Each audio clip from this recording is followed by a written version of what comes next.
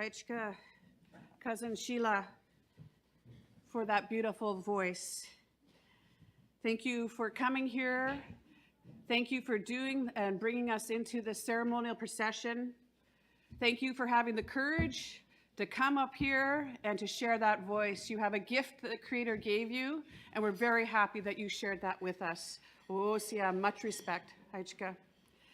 Thank you very much. It's good to see people challenging themselves and sharing the voice that they've got from the Creator, and doing this important work to start our night off in a good way. Misep Kukwelam to all the legislators, Tawasin members in the gallery and online, staff that are here in person, thank you for being here, and thank you to your families that are missing you, I'm sure. Thank you for all of the guests that are online, including staff, leaseholders, and special guests. I'm really, really grateful to see Sheila out here doing that beautiful drumming.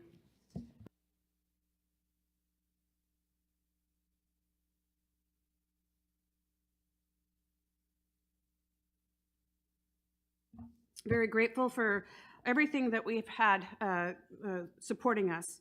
I would like to also thank Squisonson, Victoria Williams, our young relative as well, for starting our meal and starting the table song in a good way. Yeah, my two cousins, my cousins.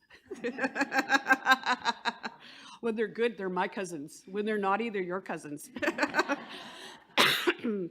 I also want to say thank you to Ramsey's Catering for serving up a meal to nourish us and to let us share together. Tonight marks the second meeting of our spring session, and we have a lot of important work to do tonight, and I'm grateful to be here with all of you. Before we proceed with tonight's agenda and our opening prayer, I would just like to acknowledge that while she's not here yet, Taylor Baker hopes to join us online, and I'll let you know when she does. Before we go forward with tonight's agenda, I would like to invite another relative of mine, Jessica Adams, to open up and start our meeting with a prayer. Jessica? Jessica McCauley? No, Jessica Adams.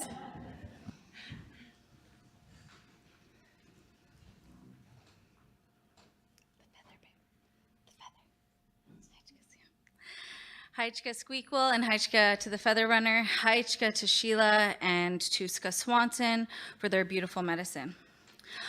Siem nut sieya, Iesh Nashqualawin, Askacha, Shwelap, Jessica Thanasqui, Talitzin at Swathin. Aitznet Meetsep Kokwelam. I come from Tawasin through my Seatla Quistania and her mother Constance Jacobs. I'm also connected to Musqueam through Sophie Williams, and Elizabeth Point is my connection to the island. I also carry Sta'elis ancestry through Clarence and Henry Morgan. Henry's wife was Susan Joseph, also from Sta'elis. I acknowledge Henry's parents, John Morgan, Madeline Williams, and John's parents, Harry Joseph and Mary Skett, also from Sta'elis. I speak these names with respect. I acknowledge the lands and the waters that they come from. I ask my ancestors to stand with me now as I begin this prayer. Sitalit to sitalt siem. Ni welft ait met to naswael. At satsa ten to mukst. We thank you, Creator, for another beautiful day on Mother Earth. Creator of all things, thank you for allowing me to wake up with air in my lungs, a roof over my head, and clean drinking water, and love in my heart. We ask that you please provide these necessities for those in need, especially take care of the babies and the elders of this world, Creator. I want to send big prayers to Tumbler Ridge families. May they be loved and supported in this time. I raise up our community members working tirelessly away from their families to care for our people, our lands, and our waters and our air. Thank you, Creator, for our beautiful way as Swath and Masteuch, for the health and wealth of this community. Please look after any of our people with illness, whether it be spiritual, mental, physical. I ask you put your light on those struggling with addiction and guide them in the right direction. Thank you for culture, for it saves lives. Thank you, Creator, for the hands that prepared the food and the love that went into preparing it. For those feelings nurture us as much as the food nourishes us. I thank you, Creator, for the individuals here, these souls sitting at this table. I raise my hands to you for taking on this great responsibility of caring for our people, our lands, our waters, and our well-being. I look up to you all as great leaders. I thank you, Creator, for the love and respect in this room and outside of it. I am extremely grateful to be asked to do this work, and I am always, always praying for love, light, and healing for all. Much love and respect, all my relations, north, east, south, and west. Seat Salt CM.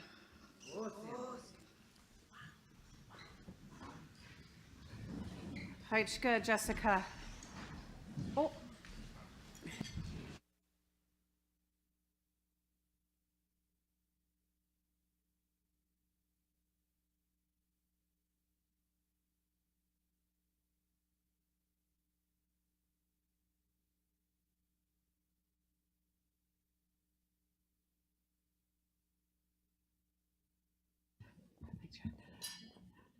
Thank you so much, Jessica.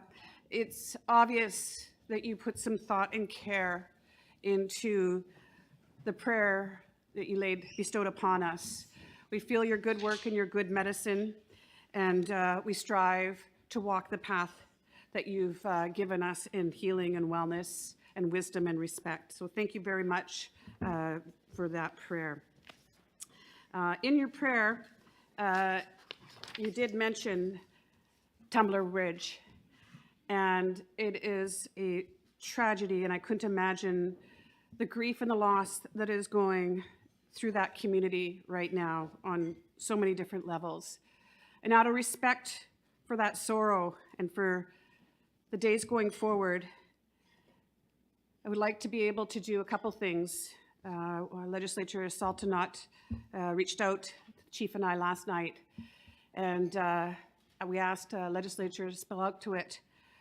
Has a beautiful healing song, and if we can listen to that healing song and send our healing thoughts and our prayers to the families in that area and the community, the first responders, the children, the parents, the neighborhood, and then after that, a moment of silence.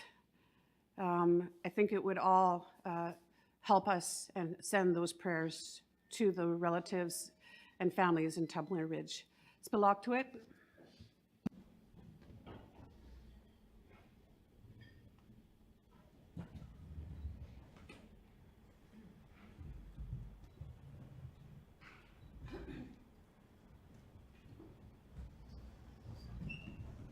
I was asked to share my healing thoughts tonight for the Tumbler Ridge School community, for the students, families, friends, staff, and all those affected. In our teachings, our song that we sing is medicine. It carries our prayers, our care, and our intentions outwards to the people who need the most. The healing song I will share was composed with words and meaning centered on love, light, healing, prayer, strength, and care for one another. Before I begin, I gently ask everyone here to hold good thoughts, light swallowing, and a good mind, and to join in a moment of quiet intentions, thinking of those who need support, comfort, and strength right now. This healing song is offered with respect and with heart.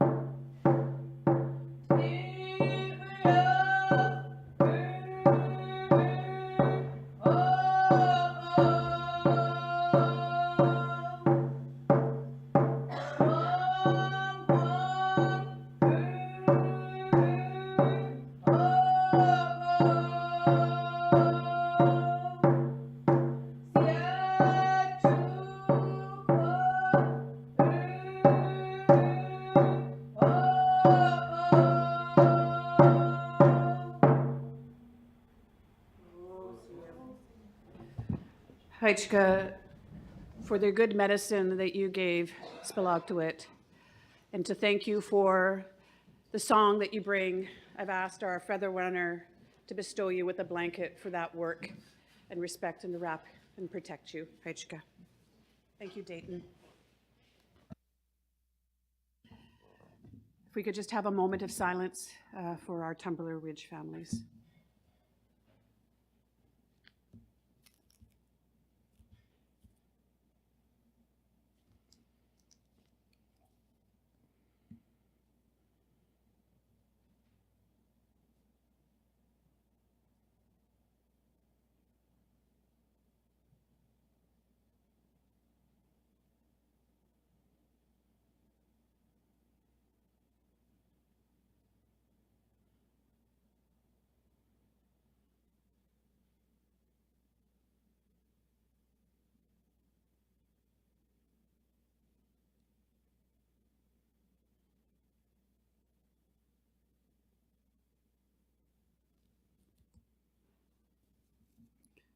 Oh, CM.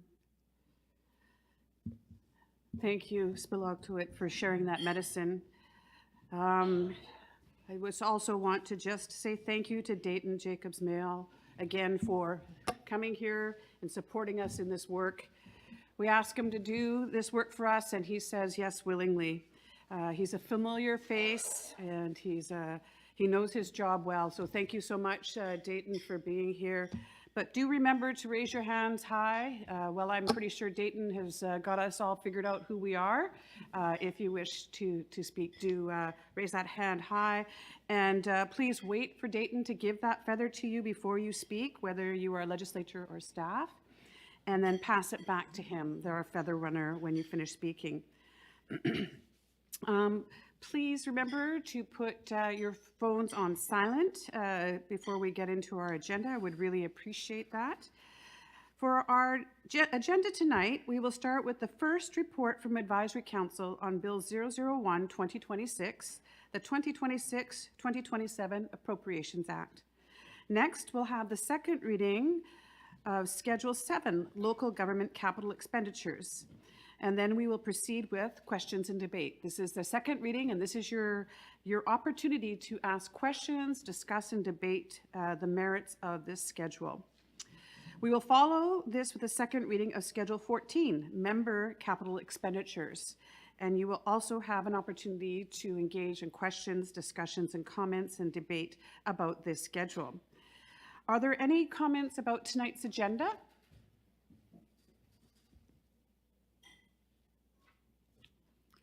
All right, thank you. Moving on to our first item of the night, a report from Advisory Council on Bill 001-2026, the 2026-2027 Appropriations Act. I would like to call on our favored Director of Finance and Corporate Services, Mark DeMello, to provide this report. Mark?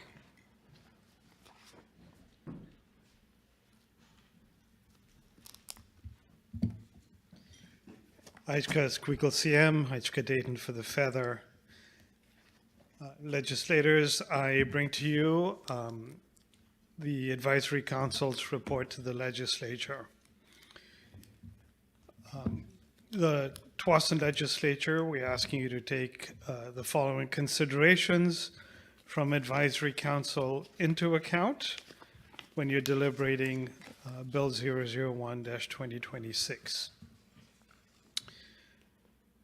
One of the critical functions of Advisory Council is to meet and provide advice to the legislature before legislature finalizes a Tsawwassen law. This is set out in Section 5.25 of the Constitution and Section 38 of the Government Organization Act. Yesterday, February 11th, from 5:30 to, it says 8, but it was a little after 8 because it was a long meeting, Advisory Council met to discuss Bill 001-2026. There were 12 members in attendance, including 7 elected members of Advisory Council. Quorum was therefore constituted and a formal meeting of the council was held. Staff gave a summarized version of the presentations on the Appropriations Act that are provided or will be provided to legislature. And we covered off schedules 1, 2, 3, 4, 6, 7, 8, and 14. So it was a very full agenda. Advisory Council submits the following as considerations on the bill. Some members asked about how many homes are encroaching on the bluff area and how long the encroachments have been happening. Members also asked about the process for enforcement and whether homeowners pay legal costs if they are found to be encroaching. Staff responded that there are multiple properties in the Steichen development where the homeowners have extended their yards past the property line to install features such as decks and retaining walls, estimated to be upwards of 20 properties. TFN has obtained historical aerial photos and survey data that suggest that these encroachments have been happening for more than 20 years. Typically, when there's a dispute about alleged encroachment, there is a legal proceeding. And if one party is found to be encroaching, then there would be a court order to remove the encroachment. Whether the encroaching party pays legal costs depends on the outcome of that particular case. A member, a member asked how often the Land Facing the Sea publication is distributed,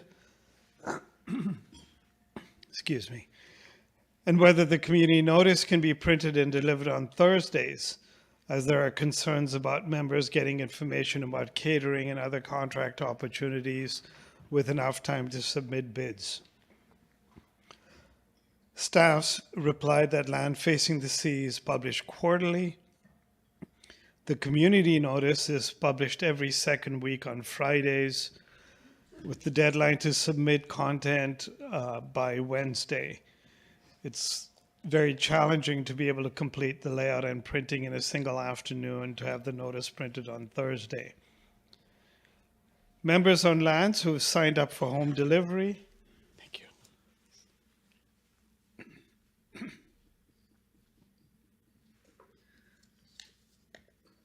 Members on lands who've signed up for home delivery will have hard copies delivered to their doors. These deliveries are managed by the Youth Center staff, and communication staff will follow up to ensure that the copies are delivered in a timely manner. A member asked what kind of work has been completed to date by the Emergency Management Coordinator. They suggested that it would be good for the coordinator to meet with members, potentially at an advisory committee meeting or at an elders lunch, so that members can understand the role that is played by that individual. And staff responded that the coordinator was hired about a year ago and has done a lot of work developing a framework for emergency management and communications. This includes a strategic plan and building relationships with other municipalities and agencies such as Delta Fire and Police. Much of the work to date has been internal facing policy work. There is still much more to be done, and that includes more communication and sharing of information with the community. Staff are planning to present an update on this work at legislature during this session, and the suggestion to attend an elders lunch or an advisory council meeting is a really good idea. It's something that staff will work on organizing. Members were happy to hear that the Men's House is now operational, as this is an important program for the community. Member also commented that they would like to see more direct follow-up with members about their support needs. A member asked about the difference between job titles of coordinator, facilitator, and manager, what the educational criteria are for these roles, and whether TFN is looking to hire members for these roles. Staff responded that there are a wide range of educational criteria for the coordinator and facilitator roles, depending on the nature of the work. For example, you'd be looking for someone with specific skills that may be acquired through secondary credentials or through previous work experience, but that would depend on the specific job. So if we were hiring a GIS coordinator, for example, you'd need an educational background in GIS, whereas if you were hiring a fisheries coordinator, then work experience in fisheries is probably more relevant. TFN's always looking for members with the right training and experience to fill positions, and we will continue to find ways to support members in getting the training and education they need in order to fill these TFN jobs. A member asked about the painting and maintenance work on the fence at the TFN cemetery. Staff responded that this is something the Public Works team has previously looked into and can follow up with this year. A member asked about installing lights along the boardwalk as people walk there in the evenings. Staff responded that this has been contemplated previously, but an analysis would need to be undertaken to determine if it would cause interference with bird habitat or be unsafe for wildlife in the area. A member raised concern about emergency vehicles getting lost in the new developments and having to turn around on roads that are not yet completed. Staff responded that they are aware of some of the recent incidents and are committed to working with Delta Fire and other emergency services to clarify which roads are open and the fastest routes for emergency vehicles. A member suggested that there should be more artwork and placemaking for the existing buildings in the industrial lands, in particular the sewage treatment plant, to make it more visibly a Tsawwassen building.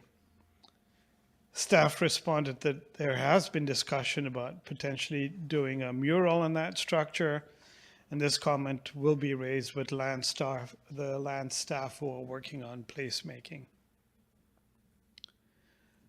A member asked how long the temporary sidewalk on Tsawwassen Drive will be in place, and whether the cost was worthwhile if the path will be torn up and rebuilt.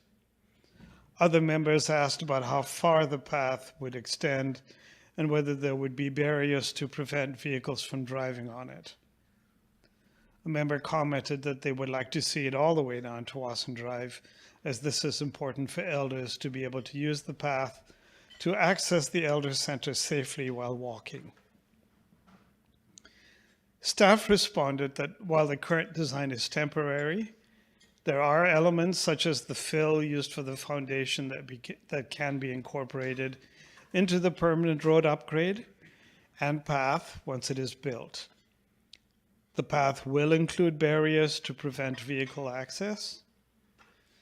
Currently, the intent is to build a path from the admin building at Blue Heron Way north to Falcon Way, and then any options for future expansion either further north or south on Tsawwassen Drive will be reviewed in subsequent years. A member asked if there was any grant funding available for the project to improve 41B Street.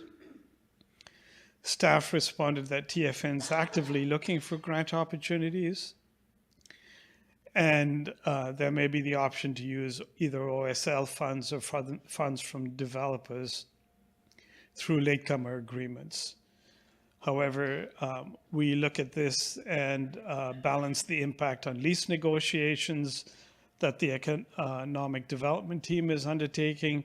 So we'll have to take a lot of stuff into consideration in looking at all of these options. A member asked if the road leading to the new admin building will be widened at the entry from Tsawwassen Drive.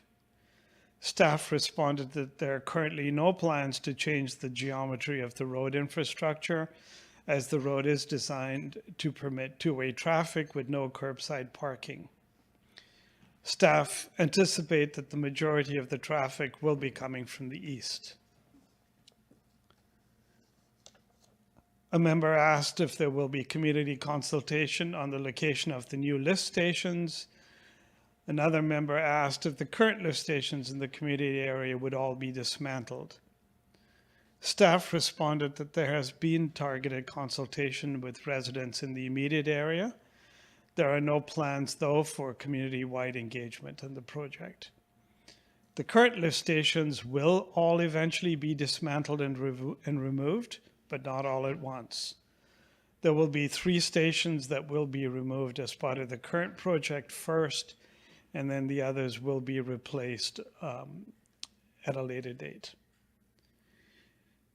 Some members asked if there was new kitchen equipment installed in the longhouse. Staff responded that there were some appliances replaced as part of the renovation project. If there are others that need replacing in the near future, we can do that through operational funding. Multiple hot water tanks were also replaced during the renovation. A member asked who is responsible for cleaning needles or other dangerous waste from playgrounds, and whether parks are checked regularly by staff to ensure that they are safe. Staff responded that public works staff do the park maintenance, and if members ever encounter needles or other dangerous items in a park or playground, they are encouraged to call public works so that it can be removed as quickly and safely as possible. Staff will verify the schedule for doing these regular checks. Staff confirmed for members that the proposed new dog park will be for members will be fully fenced. Some members asked if the new duplexes being built will be the same size as the current ones, and whether there will be more visitor parking available for these units. Staff responded that the same developer will be constructing these duplexes, so the layout and size will likely be very similar to the existing ones. The units will have garages and driveways, and improvements planned on Falcon Way should result in more street parking also being available. A member asked if there is a person on staff who will facilitate the mentorship program to work with younger members to help them get the training needed for upcoming employment opportunities, both with TFN and other employers in the region. For example, there will be many employment opportunities with the major infrastructure projects, such as the Massey Tunnel replacement that's coming up. Staff responded that TFN has a new employment coordinator who will be focusing on this member development, and the new Director of Strategic Initiatives, Twyla Smith, has oversight of this program and will be working with HR to build this program out. A member asked if distributions can be increased to $2,000 per quarter. They expressed concerns about the amount that has been budgeted, the budget has increased by, due to the two new staff positions, while the amount for direct distributions to members has not increased at quite the same rate. Staff responded that while reviewing the budget, the Finance and Audit Committee and Executive Council have to balance the size of the deficit and the number of programs against the option of putting more money into direct distributions. For this year, they landed on increasing the annual distribution by $250. Additionally, when land sales are completed, there is a distribution of 10% of those funds directly to members, and that there's a strong desire on the part of Executive Council to have a lease agreement concluded during the next fiscal year. And if that happens, there will likely be an additional distribution that's made at that time. Squeakle Sam, that was a pretty long and thorough report, but the review from Advisory Council was certainly long and thorough, and I hope we've captured all the input that they had, and we leave that with the legislature for consideration. In the meantime, I'm happy to answer any questions that may have come up. Hajka Squeakle. Heichka and Mark, thank you for that very thorough presentation on programming and budgeting. I offer the floor to any legislators that might have any questions on the report that was presented just now. Legislators? Legislator Halkomatia, Louise Alm. Heichka for the feather Dayton and Heichka Squeakle Sam. I was just wondering about the dog park. Staff confirmed that the proposed dog park for members, but I was under the impression that the dog park is a public dog park for both leaseholders and members, not just for members. Heichka. Heichka, for that clarification question, Halkomatia, Mark? Heichka Squeakle CM, Heichka Dayton for the feather. Legislator Halkomatia, there are actually two dog parks that are going to be complete. One is in the leaseholder area. It is being delivered by a developer and will be accessible to everyone on lands. The one that is in the capital plan is in the member budget because it will be in the member park that is fenced off and accessible by members only. So that park is what was being referred to in the questions. That park is a member-only dog park. Heichka Squeakle CM. Heichka, Mark, for that clarification. Legislature Sultanat. Lorenda Williams. Okay, Heichka for the feather. It's nice you're standing right behind me. And thank you, Squeakle. So, this is a very thorough report. Like the advisory council, they have the same concerns and issues as the legislators. And I think that's pretty cool that they have brought it up. So, like one thing about the needles and everything else, I think that's a very good point, like for Public Works to check every morning, because especially close to where the little kids are playing. And I think that's really good. The home delivery, I think that's a really great idea, but I haven't had it for a couple of months, so just to let you know, I'd like to know what's happening. Also, I think that having lights on the boardwalk, is there going to be more information from the resources department about the birds and everything else, or the environment? Okay, that's good enough for now, Heichka, but they did a really good job. Heichka, Legislature Sultanat. Legislature Kuakwia, Andrea Jacobs.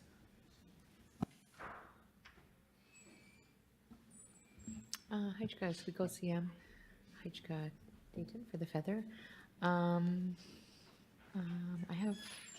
It's a great, thorough report, so it must have been a long meeting, and I really appreciate Advisory Council's input on all of this, and Sultanat said it right when all of us have a lot of the similar questions, so that's pretty awesome to see.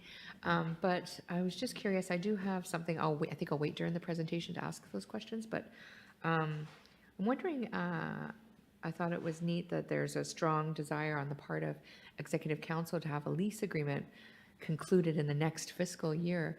Just curious to see if, is that something that could be shared? Heichka. Heichka, Legislature Kuakwia, Mark? Heichka Squeakle CM to Legislator Kuakwia. The Economic Development Department has been really working on an industrial land strategy and is pushing forward with putting one of the sites up for market. We've been working towards that. I'm sure when Ryan does his presentation, he'll highlight that too. But when the market dipped in the last few years was that the time that we spent building the strategy and ensuring that we have a really well thought out plan for the remaining lands. There is definitely a hope that we can bring this forward successfully in the coming year. And Economic Development Advisory Committee and the Executive Council have both indicated support for us moving forward. So we are very hopeful, but nothing's actually gone to market yet. Hajka, Mark.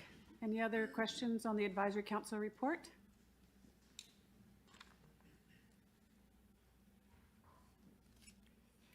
Thank you, Mark. Thank you again to Advisory Council for your input. If my eyes are seeing correctly, I think that we have 5 Advisory Council members present tonight. Thank you very much for being here and hearing your report being tabled to the Legislative Assembly. And we really appreciate your perspectives, and I'm sure that every legislature will consider all or part of what you have provided while they consider and debate and discuss the schedules that you provided input on. Hajka, so thank you so very much, Advisory Council. Now, let's move on to Schedule 7. Local government capital expenditures. This is the second reading, and this is the time for discussing the substance and the merit of Schedule 7 and 14. It's time for you to ask the questions, any curiosities that you might have, any thoughts that you might have about impacts, and share your thoughts on the schedule's content. Beginning with the second reading of Schedule 7, I'd like to call upon our Director of Municipal Infrastructure, another cousin of mine, Sean Jacobs, to present. Sean?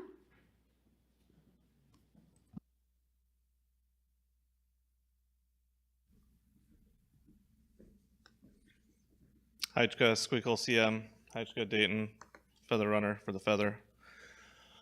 So I have 2 budgets to present tonight. We'll be starting with the Schedule 7 local government capital expenditures. In total, we'll be talking about 46 projects, 30 of which are on the local government side.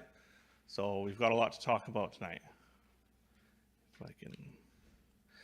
So we have 5 completed projects on the local government side.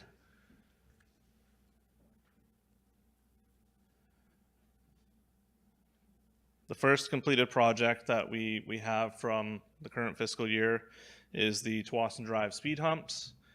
We installed a total of 13 speed humps along Tsawwassen Drive and 1 speed hump along 41B.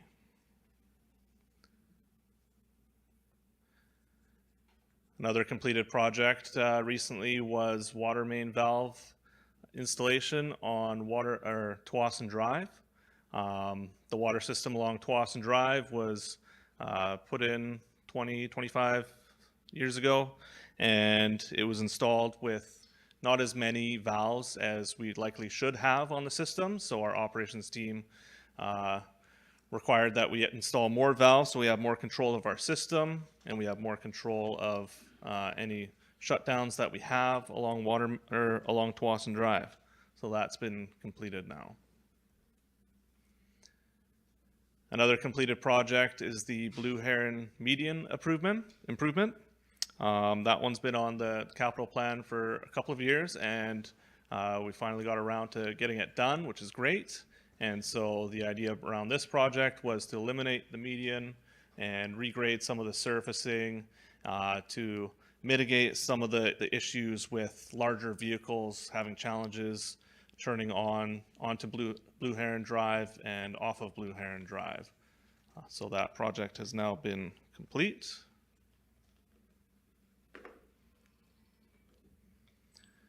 The new Public Works building and relocating of the Lands Office trailer. We spent a lot of time moving the Lands Office from Falcon Way to behind the sewage treatment plant. That project was highly successful. It required collaboration from various departments to see it through to completion, but overall it was a highly successful project, and the land staff are happy to be back working in their own office again. This one was mentioned earlier. We have 2 dog parks, one on the local capital side and one on the member capital side. This is the dog park area within one of the leasehold development areas. This one is north of Blue Heron on Spruce Way. It's not completed yet. We've identified it as completed, and we note that the developer is making strides to starting the project very soon. And so the image on the right kind of shows the geometry of the park. And so this one is developer delivered. We had some funds in the capital plan, but it's being developer delivered as part of their amenity contributions in the community. Moving on to new capital projects, we have, I believe it's 7 new capital projects on the local government side. The first new one is the TFN Operations Center. So we've moved the lands building to the north of the sewage treatment plant, and we've built a parking area for the lands building.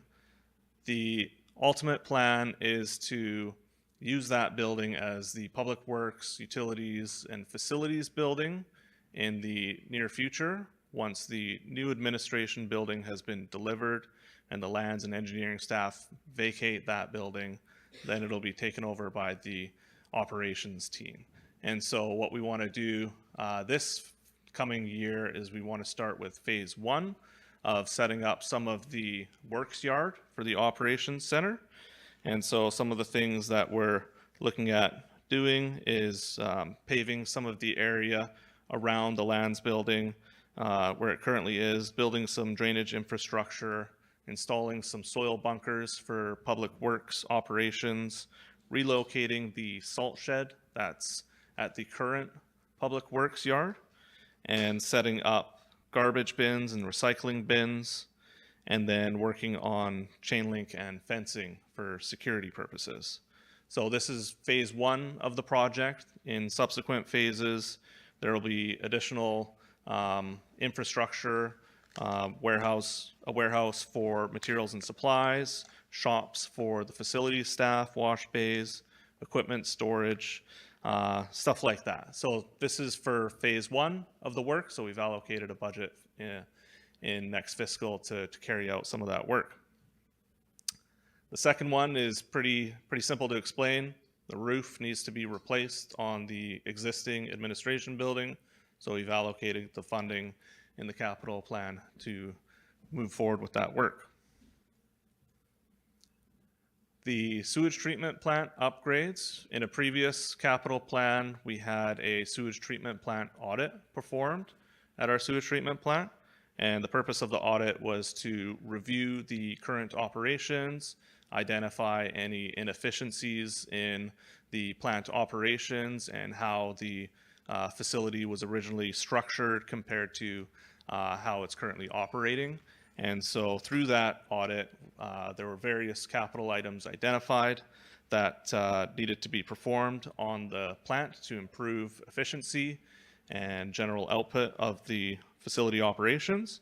So some of the things that were identified are new isolation valves for the grit discharge pipe, replacing the disc filters, adding mixer to digesters with oxidation reduction potential and dissolved oxygen sensors. These are all various things that our utilities staff are very familiar with. Me, not so. But those are the things that need to be done, and some of those components are highly expensive. The next one on the capital plan, the next new one, is the water meters. Not a very good definition for a capital item, but what it is we want to identify gaps in our water metering system. As the leasehold development and the commercial and industrial lands developments are undertaken, as new buildings are built, each building comes with a water meter valve chamber and water meter. And so currently we have gaps in our system. There's some missing water meters on Tawasin Beach Road, and we don't have a water meter chamber for the Satsu Shores apartment complex. And we also don't have water meters on Tawasin Drive or Falcon Way. With the Falcon Way road upgrade, water meter boxes will be installed as part of that project. And so we just wanted to start looking at the programming and concept design and what we need to do to resolve that gap. If finance were ever to switch to a metered billing system, it would be great to have a fully functioning water meter system throughout our network. And having water meters is also great for detecting leaks. It allows the utility staff to be able to set alerts in their system and be able to monitor any leaks for any households or anything like that. So that's what that project is. The next new project is 2 pressure reducing valve stations at the Metro water connection. So TFN, we have our own water network system throughout the community. We have 2 water main feeds from the Metro Vancouver regional water network. That's how we're supplied most of our water. At those feeds, there aren't any pressure reducing valve stations. And so what happens with that is TFN can experience fluctuating pressures if there's any changes in Metro Vancouver's water system. If there's a water main break or there's doing some valving work, then TFN can experience those pressure fluctuations, which actually we experienced quite recently over the last few weeks. So it's a good thing that we've identified this one in the plan, and we're going to start programming and starting to work on some design elements for those PRVs. The next new one is signage and public art. And so this one comes from our placemaking team. And so it's for any artwork on buildings, fences, community spaces, or any sculptures, or if there's any additional work required for the Veterans Memorial next to the Elder Center. It also includes if there's any more memorial benches being planned. Basically, it's a catch-all for placemaking. I don't know if they fully identified which features will be going in, but it'll be up to the placemaking team to work with membership and whoever else to determine which elements will be delivered as part of this capital budget. And then the next one is the gateway features. Again, this comes from our placemaking team. We've allocated $250,000 for programming the budget, so designing, siting. The last I heard from our placemaking team was that we're not just looking at one gateway feature, we might be looking at multiple gateway features. And so these gateway features would be like entrances to the community, something big, something that TFN can feel proud of when you're coming and entering into the TFN area. So those are the new projects. This next slide is a bit scary. When I first saw it, I jumped out of my seat. There's way too many projects on there. We won't spend time on that, but we'll talk about the projects. So these are all previously approved projects. Some of them are multi-year projects. Most of them have remained the same, but there has been some budgetary changes to some of them as we transition from the design stage into construction stage. So there's some changes in the budgets. The first one on our approved project list is the Tawasin Drive interim sidewalk, which we heard about from AC in the earlier report. And so this is to build the interim sidewalk from Blue Heron Way up to Falcon Way. And so there's some images up there. We had $500,000 in the budget last year. It wasn't enough to accommodate the design that was ultimately approved. And so we're working on finalizing the design, which is pretty much complete. And then we've increased the budget up to $1.5 million to accommodate the engineering cost estimates. And so we'll be tendering that in the next fiscal year. This one is a placeholder. It was in the budget last year as well.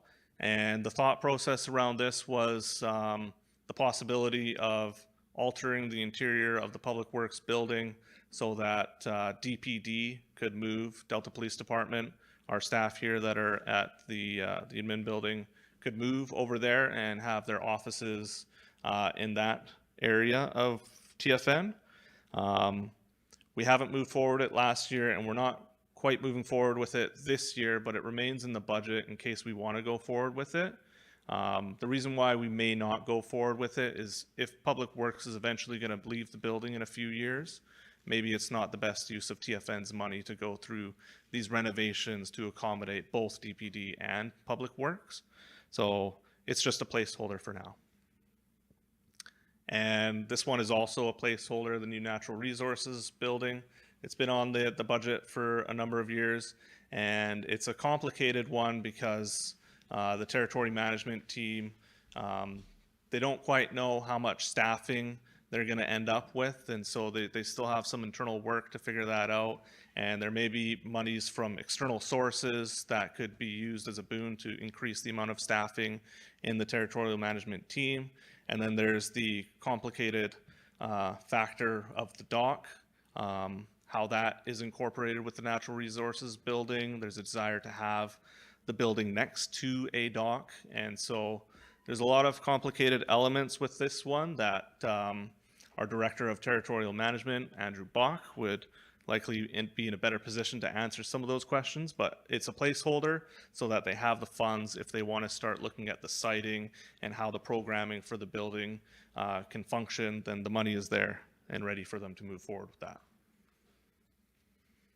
TFN Integrated Survey Monuments, this is a small capital item. It's been in the budget for a couple of years. We've had a bit of snags with and delays with getting it through all of the permitting and approvals. Basically, they're survey monuments that would be installed throughout TFN to assist with engineers, architects, designers. As TFN used to be a reserve, it didn't have survey monuments populated throughout the community, and so this project aims to add survey monuments into the community. Coastal flood work assessment. So we've allocated $300,000 to continue with the programming for this one. I guess a brief update is this is a very long-term project. It's been ongoing for about 12 years for various phases. I think we're in phase 4, and we've done a lot of feasibility study work on some of the options that were presented to the community a number of years ago, and so we've taken that and done some scientific work to determine what the next steps could be. And so we're almost at a point where we're ready to finalize that feasibility study and start looking at the next steps. We've allocated $300,000 in the budget to allow us to keep moving forward with some of those next steps for coastal flood work. 41B Street. We had this one in the budget last year. It was a smaller budget item because we were focusing on the civil design for 41B Street. We're getting close to wrapping up the design, and next year we'll be looking at construction of 41B Street. So that'll be another road project that'll be starting probably in the later summer if we can get everything lined up correctly. This is a road in the industrial lands. It'll be a 3-lane roadway, similar to the 27B roadway west of 41B. There's 3 lanes. There's there will be a northbound lane, a southbound lane, and then a center turning lane. And there will be curb and gutters and a multi-use path installed as part of this project to connect the multi-use path between Tsawwassen Drive and Salish Sea Way.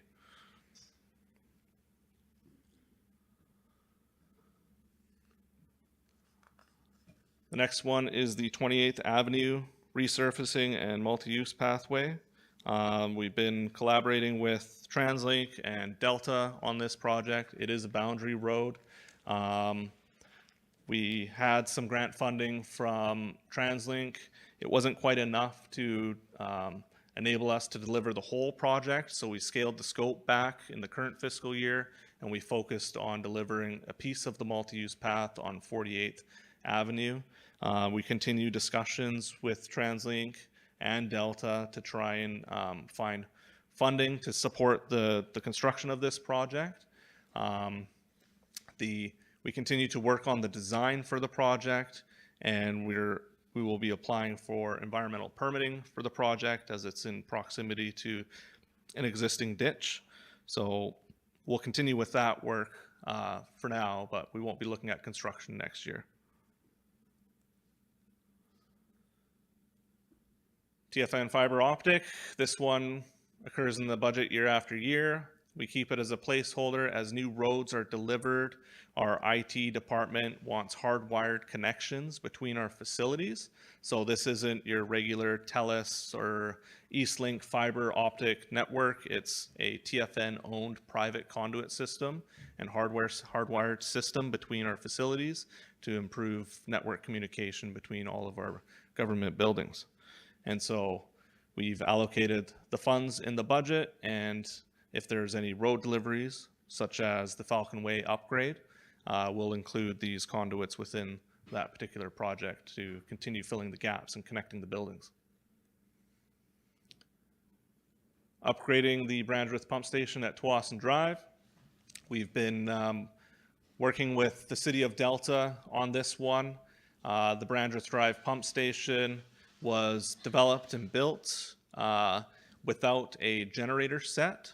So when the power goes out in the community, and if it's a heavy storm, the pumps don't kick on. And so there's been times where we've experienced localized flooding in those instances. So TFN has been working with Delta on a cost share agreement to deliver a generator set for the pump station. We're almost at a point where we've got the contract signed and we're ready to start looking at construction. Delta is leading the design work. The construction is anticipated in this coming year. So happy to see that one moving forward. Falcon Way road improvements. This is a road upgrade along Falcon Way and some of the roads branching off of Falcon Way. There's been a lot of engagement with the Falcon Way neighborhood residents over the last couple of years about these infrastructure upgrades. And so we're finalizing the designs as we speak, and we're going to be looking at tendering the project and starting construction in the summer. It's a large-scale project, and with other nearby projects that are happening, we're looking at splitting it into a two-phase project so that we're not trying to do all of it all at once. And so the first phase of the project, which we're targeting for next year, would be between Cormorant Drive and Tsawwassen Drive, and focusing on that segment of the road. And then in the following year, we'll start looking at the construction of the remaining portions of the Falcon Way. So it'll be a big project. It'll be a bit of a disruption as there's some utility upgrades for the water system, and there's some drainage utility upgrades required with this project as well.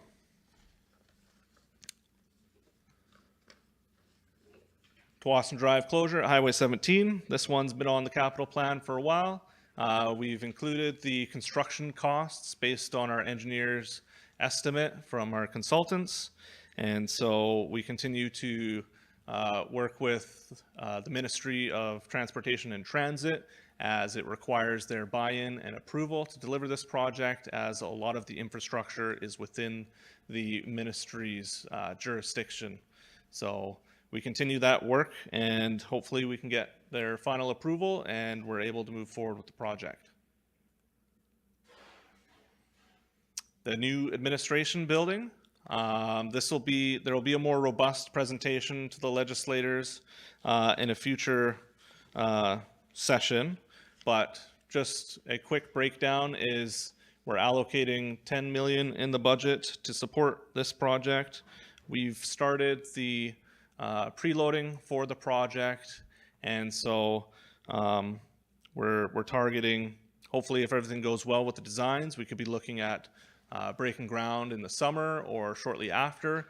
And yeah, it's a really big project. I know our community planning folks are excited to present to the legislators, so I won't dive into too much details for the project, and I'll leave it at that.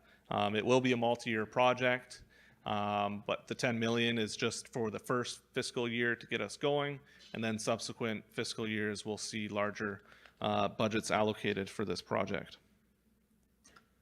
Yarrow Drive is sort of connected to the new administration building project. It is a road that is adjacent to the parcel that the new administration building is being developed at. It is within the Ani Development Group subdivision area. Ani's development plans and schedules don't align with ours, and so Ani doesn't have any plans to build Yarrow Drive anytime soon. So TFN is taking it up to develop that road as part of the admin building, because we need to have the road on either side of the building so that we can service it accordingly.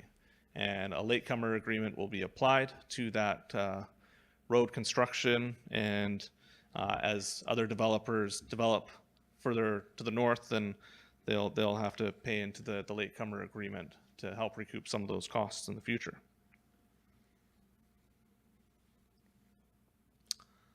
New sanitary lift stations on Tsawwassen Drive. This one becomes more increasingly complex year after year as we continue to expand what we're looking at for this. A number of years ago, we had a high-level analysis of the community housing area. A lot of the sanitary infrastructure throughout the community housing area was built around the 2000s. It was built at the time for the capacity that was existing. It did not really accommodate any future developments within the area. So anytime we add new homes within the community housing area, it's a strain on our systems. A lot of the lift stations that are existing, they're coming to the end of their life cycles. They're smaller lift stations, and they're requiring a lot more operations and maintenance to keep up and running. And so we've been looking at a holistic approach for how we can upgrade all of those systems. And I believe there's 5 catchment areas throughout the community.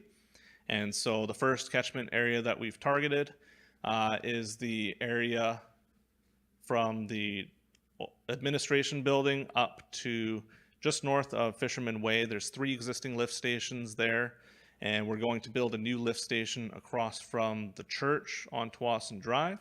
And so that new lift station will eliminate 3 of the smaller, older lift stations, and there will be some upgrades to the sanitary lines leading up to the lift station as well. We'll be starting the concept work, design work, and possibly entering detailed design work for the catchment north of Highway 17, between Highway 17 and Eagle Way. That's shown on the image to the right. And then we're also going to be looking at starting the concept designs for 2 other catchments in the area. I don't have the images here, but a lot of work happening on the sanitary lift stations. We continue to apply for grant funding to try and help support these projects. I believe we've achieved only $100,000 in grant funding, but we continue to apply for more. I think we've applied for a couple more, and so hopefully we can get that grant funding to help support these infrastructure projects. Tsawwassen Drive road improvement. So this is similar to the Falcon Way road improvement project, where our community planning team will meet with the neighborhood residents to talk about what the neighborhood wants to see as part of these improvements. I know that there has been some early engagement in the past, and that was kind of put on hold because this is impacted by other capital projects, and so they all need to align. And one of the major contributors is with the coastal flood risk. It depends on what we do for the coastal flood risk, whether it's upgrading Tawasin Drive is the C dike, or looking at improving the breakwater, or building a new C dike.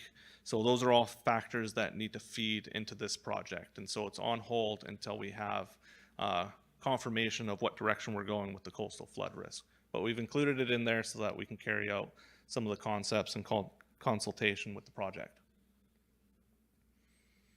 This one's not very exciting. As developers deliver some of the road infrastructure, some of the roads have a developer reimbursement budget associated with them, where TFN will reimburse the developer for delivery of these roads.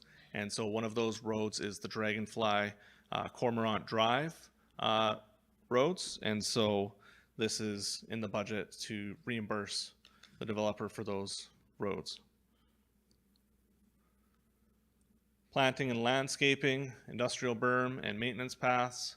So the image in the top right, it kind of clouds out the area of the industrial berm that we're currently working on, and we're going to continue to work on in the next fiscal year.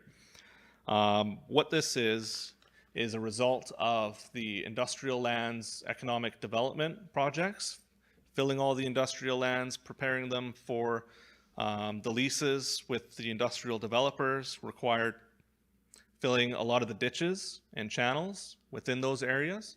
And so we're required through environmental permitting to provide environmental compensation.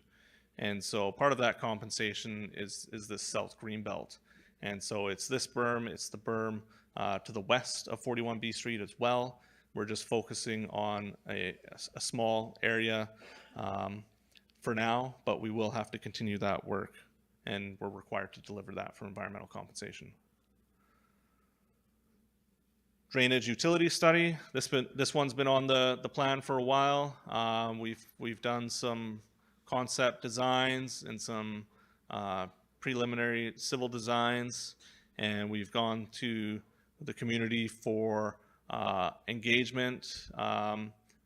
It's been more targeted engagement to private landowners that TFN requires to have easements or right-of-ways in order to deliver the drainage infrastructure. It's a very complicated project, and it requires those easements to deliver. As I understand, the discussions to date have been positive with the impacted residents, and so if we pass the milestone with the easements, then we can carry on with detailed design and possibly even construction in the next fiscal year. Bluff slope stability management. So we've undertaken a tree and invasive species maintenance review by an environmental consultant. And so TFN will be looking at some of the recommendations with that. We also continue to perform our biannual geotechnical assessments throughout the Bluff area. And we also have some landslides that occur intermittently, and sometimes TFN needs to step in and perform some of the bluff stabilization work as part of that. So we've earmarked $900,000 in the budget for any further studies or maintenance required for the bluff. Great Blue Heron Way, we've allocated a small budget for this one so that our community planning folks can start looking at they're looking at a bridge crossing of Highway 17. And so some of the things that they're looking at, they want to do a feasibility study for what it would take to do a standard pedestrian crossing or a pedestrian bridge with placemaking elements, or possibly even something larger in scale, like a land bridge similar to wildlife nature integrated crossings that has been used elsewhere, like in the Washington State. I believe they have a land bridge. So that's something the community planning folks are looking at undertaking a feasibility study there. Fleet renewal, this one's a recurring item in the budget. It's usually only $100,000. That's to support any departments that need to purchase a vehicle. We also have our leases, but that's more on the operational side. This is just for purchasing. And so what we're looking at for the following fiscal year is possibly purchasing a new service vehicle truck. And so that's a long box truck with a crane system so that utility staff can lift out the pumps in our lift station. The other thing we're considering is maybe it's time that TFN purchases a mini excavator for some of the work that they have to do. It's undecided, but we've earmarked $315,000 in the budget for that. Access road to Tsawwassen Beach Road Pump Station. In the image there, it shows the line where the access road is going to be built. So this area it's a beach access, and our utility staff require it in order to get to the lift station close to the Tsawwassen Beach homes and the sanitary system that runs from there to the north.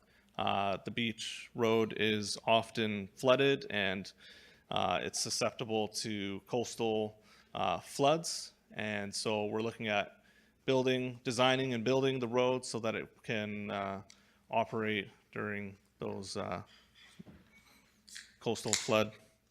Yeah, it'll be flood resistant, I guess. So anyway, we're looking at building that one.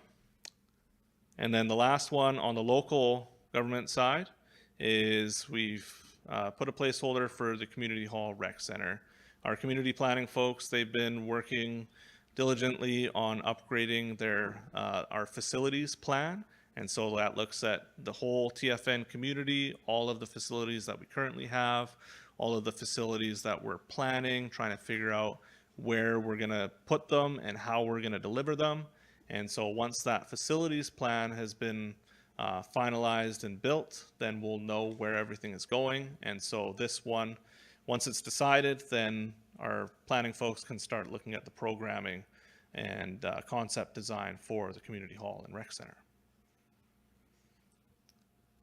And that brings me to the end of the local capital. Happy to answer any questions. Heitke, Sean, for that very detailed and thorough and very full presentation and very eloquent. You did a good job in presenting all the different parts of this schedule. I'd now like to invite legislatures to offer any questions, curiosities, points of clarification about this schedule number 7, the local government capital expenditures schedule. Legislature Halka Mattia. Louison. Heitke for the feather, Dayton, and Heitke, CM Squeakle. OCM.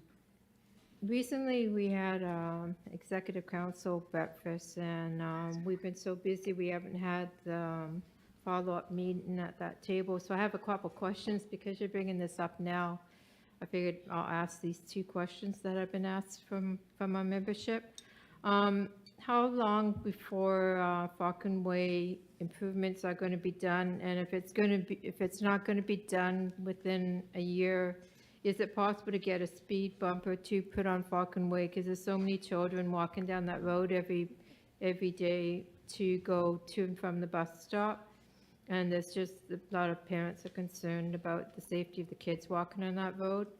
And also too, on Raven Lane, the end of Raven Lane where the waste bins are, is it possible to get a street light there? Because some people who work, and by the time they bring out their garbage, it's in the evening and it's so dark, and they've got safety concerns and wondering if it could have a street light there near that waste bin.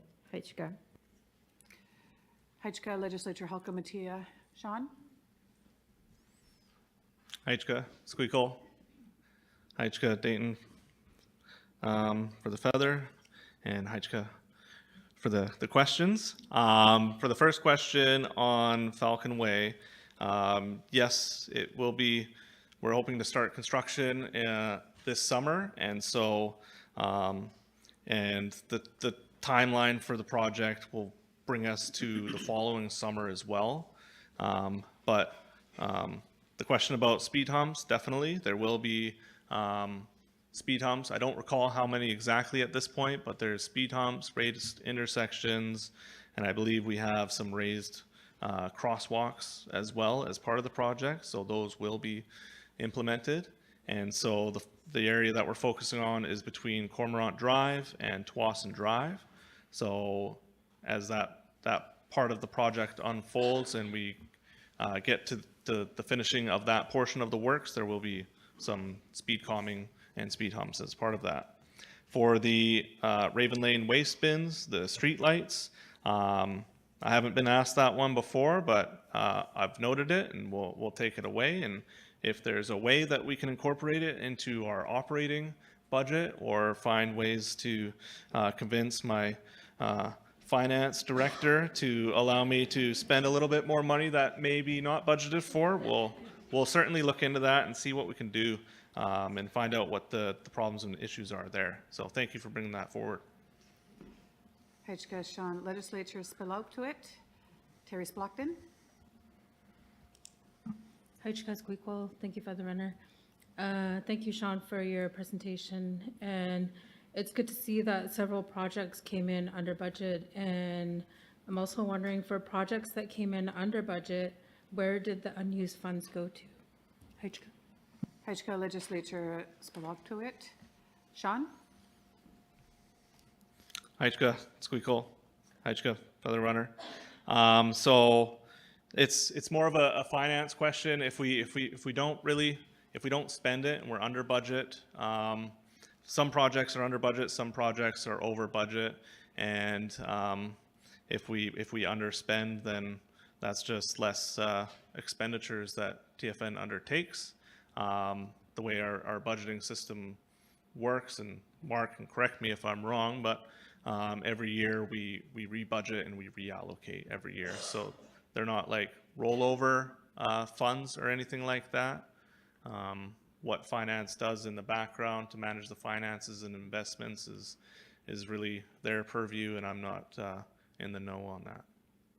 Hajka Sean, every year you mentioned a budget deficit, and that this year looks more, but it's not as much. So what happens when money's not spent is our deficit is much less then. Is that correct, Mark? Does that make sense, Legislature Spilautuit? Wonderful. Legislature Sultanat, Loretta Williams. Thank you for the feather. Sean, thanks for the long presentation. And, you did it very eloquently. So there's one question leads into another. With Falcon Way, you're going to do all this improvement. And is that also for the water and gas lines near the infrastructure? And, like we're going to do Tuason Drive also. So does that include water lines and that type of thing, improving it? So that, and since I'm on water, where are the water meters right now? And is every household going to get a water meter? Okay, that's it for now. Hajka Legislature Sultanat. Sean, did you catch all of those questions? Hajka Squeakle, Hajka Dayton for the feather, Hajka for the questions. So for the first piece about Falcon Way and the infrastructure for water and gas, for the water system along Falcon Way, we're looking at replacing it. So we will be replacing the water mains, and we'll be replacing the service connections up to the property lines of the properties, and then the water boxes would be kind of right before the property line. That's where the water boxes and meters go. And then for the gas, that's a private utility that's provided by Fortis BC, so it's within their purview to upgrade any gas infrastructure if they require it. And then so just to clarify, for the road project, the only infrastructure that's being replaced is within the road right-of-way. We wouldn't be replacing water mains leading up to homes, just up to the property lines. For the question about water meters, as the as we've been performing the leasehold development area, the commercial lands, and the industrial lands, all of the new buildings are getting water meter boxes and water meters installed. And so the idea is that every residential unit has these meters installed. And again, those meters are typically at the property line or just outside the property line. Haichka. Haichka, Sean. Legislature Pelihua, Don Williams. Haichka Squeakle Sam, Haichka Dayton for the feather. Thanks, Sean, for your presentation. It's always a lot with your presentations and work that you do. For the speed humps, I'm just wondering, like, nothing really slows down our speeders. They're going to speed no matter what. Is there a plan to paint them yellow or something? Because I know they hit them quite hard, and for them being new, maybe having it more visible might be helpful. The intern sidewalks, along with the advisory report and other members in the community, they're expressed concerns over safety and walking and, you know, the need for sidewalks. It would be nice to see this all along Tsawwassen Drive, like on the south side of Blue Heron, maybe even across the highway as well. I'm thinking of our summer students. They have to travel, you know, all along Tsawwassen Drive, especially if they're working out at the beach park. And it's so dangerous for them on their bikes and stuff. And our families, the kids, pets, everyone who uses Tsawwassen Drive, it'd be nice to have more safety for them. I think there was a few things, but I'll leave it at that for now. Haichka. Haichka Pelihua, Sean. Haichka Squeakle CM, Haichka Feather Runner, and Haichka Pelihua for the questions. For the speed humps and painting them yellow, the way they're painted now is standardized method of presenting the speed humps, and so that's the approach we used, and that's the recommendations from the traffic engineering consultant that we worked with for that particular project. So there aren't plans to paint them yellow at this time. For the interim sidewalk, we've heard from various community members, AC, legislators tonight about the desire to see that sidewalk go further to the south and all the way along Tsawwassen Drive. And so we'll take that back internally, discuss with staff and executive council, and kind of bring those options forward to them. It's not in the budget at this point, but we'll start talking about it. The sidewalk itself is interim, so there is a little bit of throwaway money with delivering this project. And so the thought process of just doing the north side was that staff felt that the north half of Tsawwassen Drive was getting the most pedestrian traffic with the youth center and access from the north to the Elder Center. And so that's why we were focusing on that one, but we'll certainly take it away and discuss it. The one across from the highway, that one's a bit more complicated because the Tsawwassen Drive south of the highway, that's a ministry road. It's not TFN's road. And so that would require collaboration and commitment from the Ministry of Transportation and Transit. But we can certainly start those discussions with them and start building those relationships and talking about delivering sidewalks along that way. Thank you. Haichka, Sean. Legislature Kwiakwia, Andrea Jacobs. Haichka Squeakle CM, Haichka Dayton for the feather. Excuse me. Pelihua beat me to it. But I'm also going to just share as well, and would encourage staff. I found it really interesting and great that AC also found the multi-use plan. That would be great to see it go all the way down to Tsawwassen Drive. I just wanted to echo that, and you know, not for the elder safety and the children. We have children, young children that still live down that way, kids, people with disabilities, who really their only mode of transportation right now is walking, because another thing is transit also doesn't even go down that end.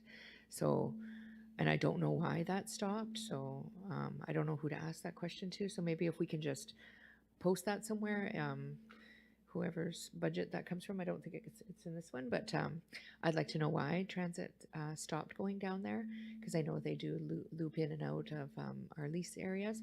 So really, there's the only mode of transportation for people is walking. So it is quite unsafe. So yeah, just wanted to echo that, and I appreciate your answers. So just a comment and encouragement for Executive Council to consider that. Hajka, Squeakle, CM, and Sean. Hajka Legislature. Sean, do you have any comments to add to that? Hajka, Squeakle. Hajka, Feather Runner. Hajka, thanks for the question. I guess the only additional information I'll add to that is that our community planning team, they're in constant discussion with TransLink, and there was a lot of work done on some of the routes that have been implemented throughout TFN. I believe there was an additional route added through TFN, and so the lack of a route for the Tsawwassen Drive south of Blue Heron, that's been made clear to TransLink, and we continue to have those discussions with them and advocate for the need for additional transit in that area. And so we heard that at members gathering as well, and so our community planning folks are well aware, and they're on it. They're trying to work with TransLink to improve any transit routes throughout the community whenever they can. Hajka, Sean. Legislature Lucolia, Tia Williams.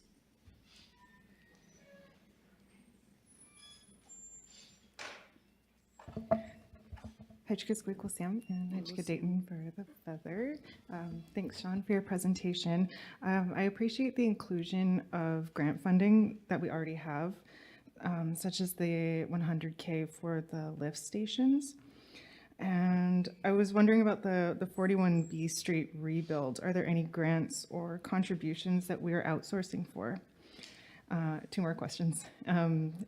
Back to the lift stations, the new one at the church that's referenced in the report or the presentation, is that an addition or a replacement of some of the old lift stations in the area?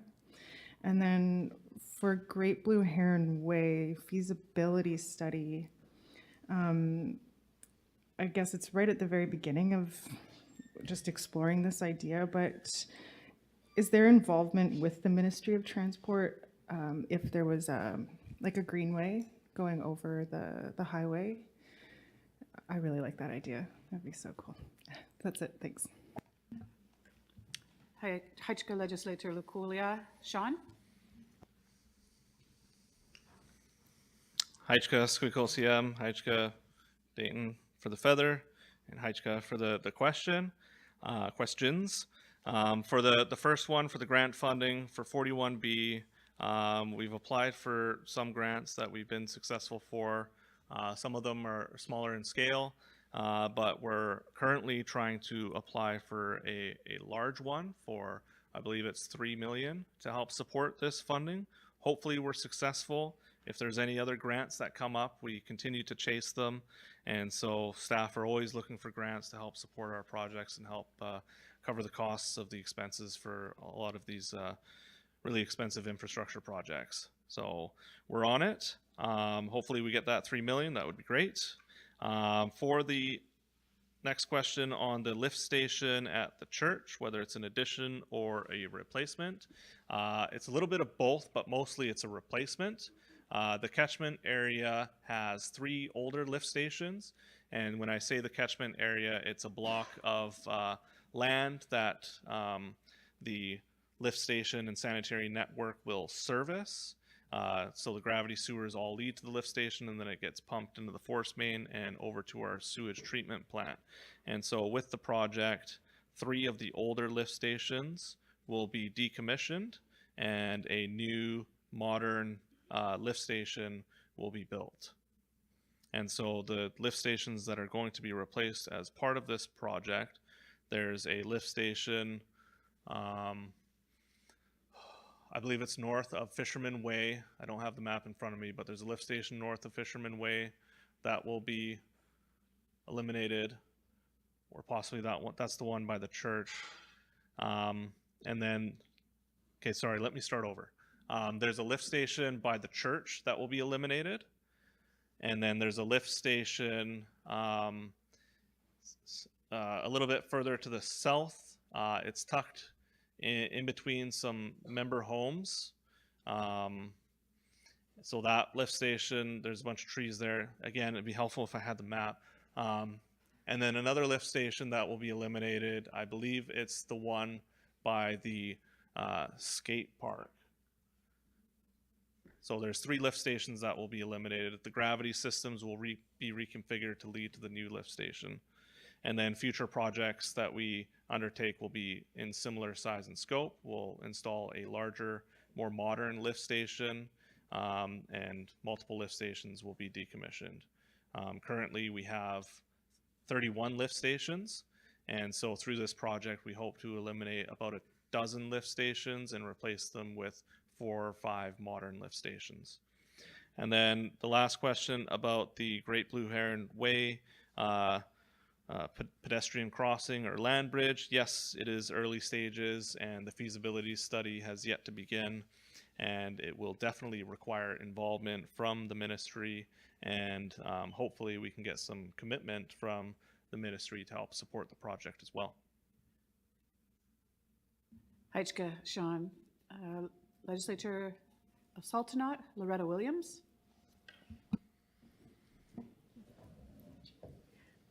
Thank you for the feather, and thank you for allowing me to speak again. Just clarification on what I asked earlier about infrastructure. I just had a flashback on when they're doing construction by the Longhouse and they ruptured a gas line or whatever. So are all the maps all dated, updated, you know, like the maps for the infrastructure? And this one here is just a comment, you know, like we're going to have a lot of construction on the roads, you know, like with the administration building and all these other things. So, well, you know, it's going to be really busy. I think we'll need just more people with flagging and everything. That's all I have to say. There's one other thing I was going to ask about. You mentioned invasive species that, you know, like around the bluff and everything else. What kind of invasive species were you talking about, and what the tree management? Okay, thank you. Heichka, Legislature of Saltonot. Sean? Heichka, Squeakle, Heichka, Feather Runner, and Heichka, Saltonot for the series of questions. So for the first part about the infrastructure and the note about the gas line rupture that occurred on Tawasin Drive, that gas line rupture provided an opportunity for staff to start collaborating with Fortis on their gas line, and we hold quarterly meetings with Fortis to discuss upcoming projects. So we continue to communicate with them. As part of that, Fortis has also shared with TFN their infrastructure mapping, including adding GIS to our own system for the Fortis gas systems. So we have those files. Whenever contractors do work on roads or for buildings, they're required to do BC1 calls and confirm with the private utility owners about their projects and ensure that they know where the mains are. And so the ruptured gas line would have been a mishap on the contractor side. What it did flag to Fortis BC is their lack of continuity in the system. When that rupture occurred, there was a lot of homes that did not have service because of that rupture. And so there was a long wait time for Fortis to come out and fix that. And since then, TFN has worked with Fortis to help them establish another gas feed.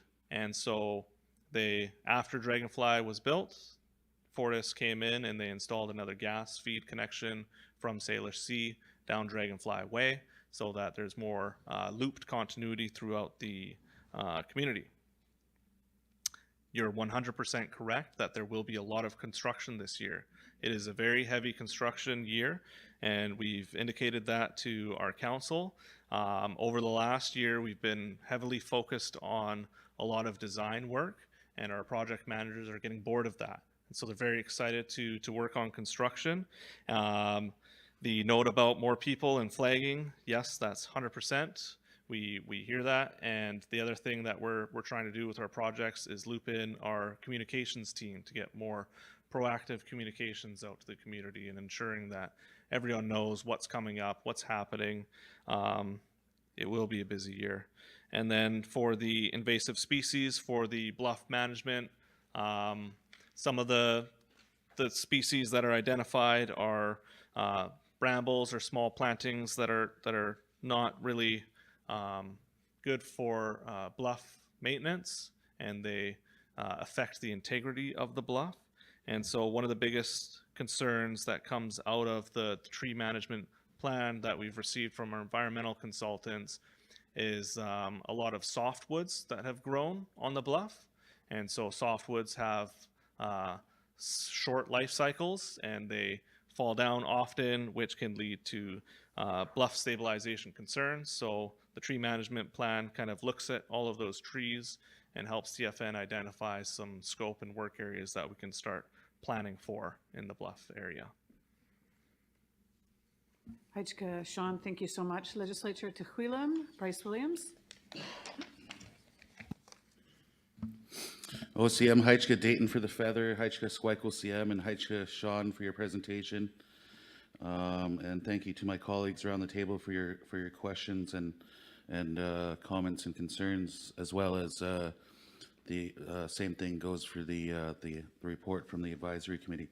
Thanking them for their comments and concerns.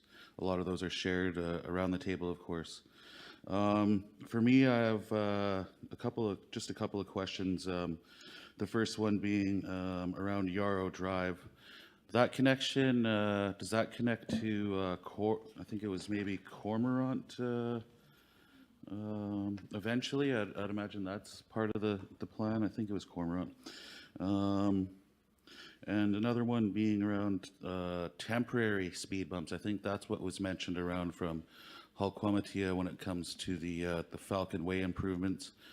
I think she suggested maybe seeing some temporary speed bumps there. I don't know if we can get some of those bolt-in rubber ones or something like that, but I think, if I may, I think that might be what she was referencing. So I'd also like to say that I share everybody's concerns around the need for safety improvements leading towards Tsawwassen Drive South and even on Tsawwassen Drive South. I think that's a dangerous corner and stretch of road leading to our park there, and there needs to be those conversations with the ministry to start that work and to start looking to acquire that funding, because it truly is a big safety concern, and definitely want to see those improvements. Even though we're going to be closing down Tsawwassen Drive at Highway 17, I still see that as a priority. There's still going to be some flow of traffic that's going to be coming through there. And last one is just maybe clarification. I think this might be why the transit route was altered to not go through Tsawwassen Drive from Highway 17 is because of the upcoming closure. If I'm not mistaken, I think that's the reason why. And with that upcoming, there wasn't enough ability for the bus to turn around at I guess maybe the cemetery is maybe where it could turn around, but I don't think it's wide enough there. I think that might have been some points made by TransLink staff when having some of those discussions Yeah, I think that it's got rerouted that way because of the closure. And what was the point around that? They don't change their routes that often. It's only so often they have additions or changes. I forget what that length of time is, but that's something that I can try and figure out. But it took a while to change the road and to get that connection to the Ladner Exchange. So just mentioning those points. Heichka, thank you for your presentation and yeah, thank you. Hajka Legislature Tehuilam. Sean, response? Sis? Heichka, Squeakle, Heichka, Dayton, Heichka for the questions and for the clarification on the transit. Yeah, I think you sit on the board with TransLink and discuss various topics, so you're much more well-informed on the routing than me. Our planning folks are much more well-informed as well. With the Tawasin Drive closure, that closure will be designed with a fob system or a keypad system so that emergency services can still enter the community, and the same service could be provided to TransLink in the future if it's feasible for them to reroute that way. But I'll leave that with our community planning folks.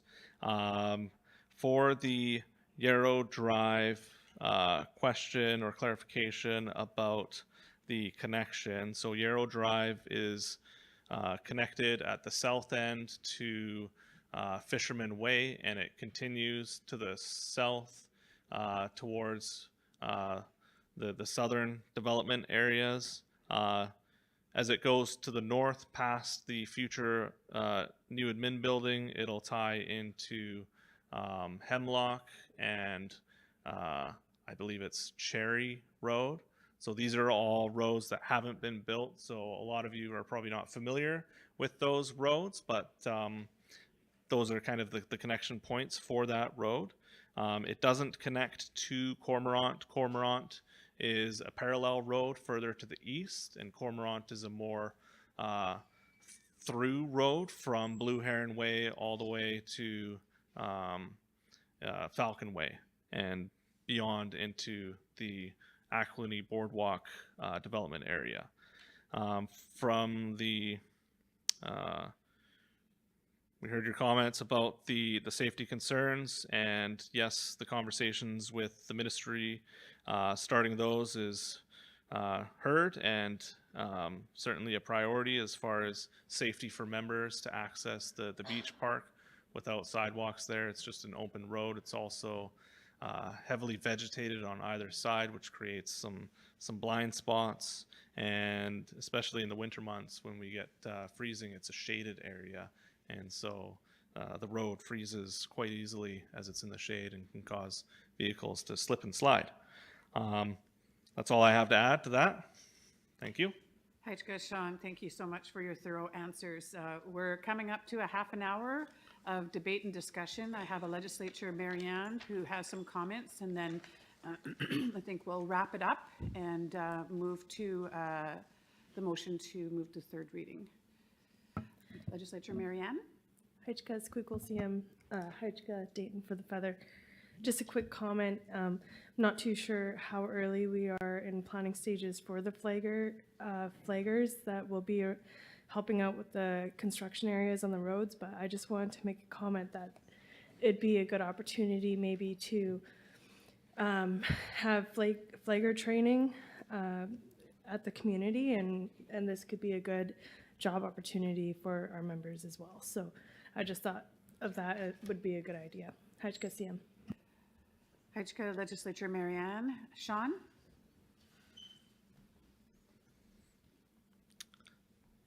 Heichka, Squeakle CM.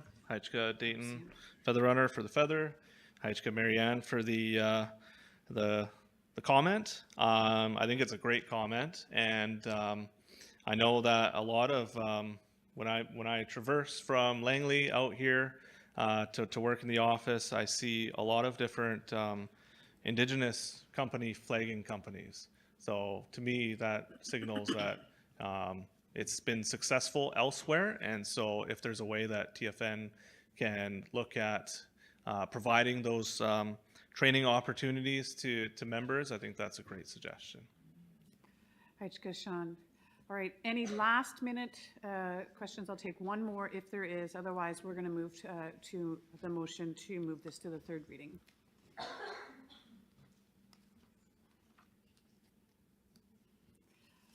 All right. Thank you, legislatures, for a very healthy discussion. Thank you, Sean, for such thorough responses. It's clearly that you're well informed on this schedule and all the activities within that. So the motion reads, motion to move Schedule 7, the local government capital expenditure schedule of Bill 001-2026 to third reading.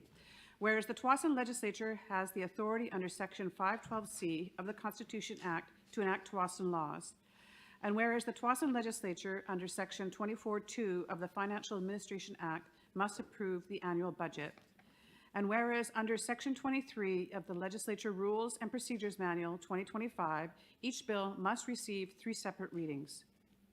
Whereas the Legislature resolved on February 10th, 2026, that each schedule of Bill 001-2026 be reviewed, debated, and voted on separately during second reading.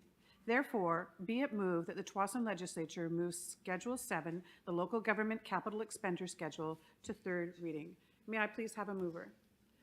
Moved by Legislature Lucolia Tia Williams. May I please have a seconder? Seconded by Legislature Marianne Adams. All in favor? Thank you, legislatures. The motion has been passed unanimously. It's time for a 10-minute break. Hajka, good work.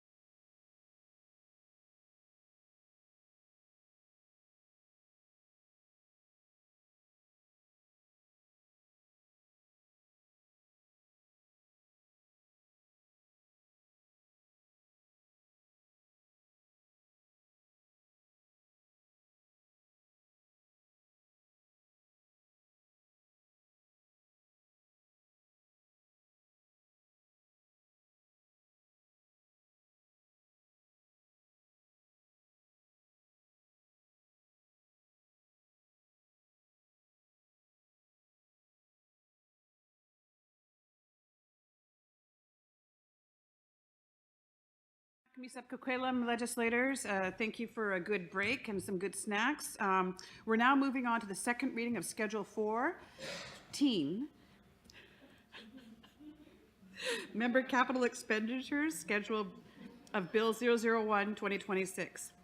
I would now like to invite back Sean Jacobs to come up and present on Schedule 14. Heichka.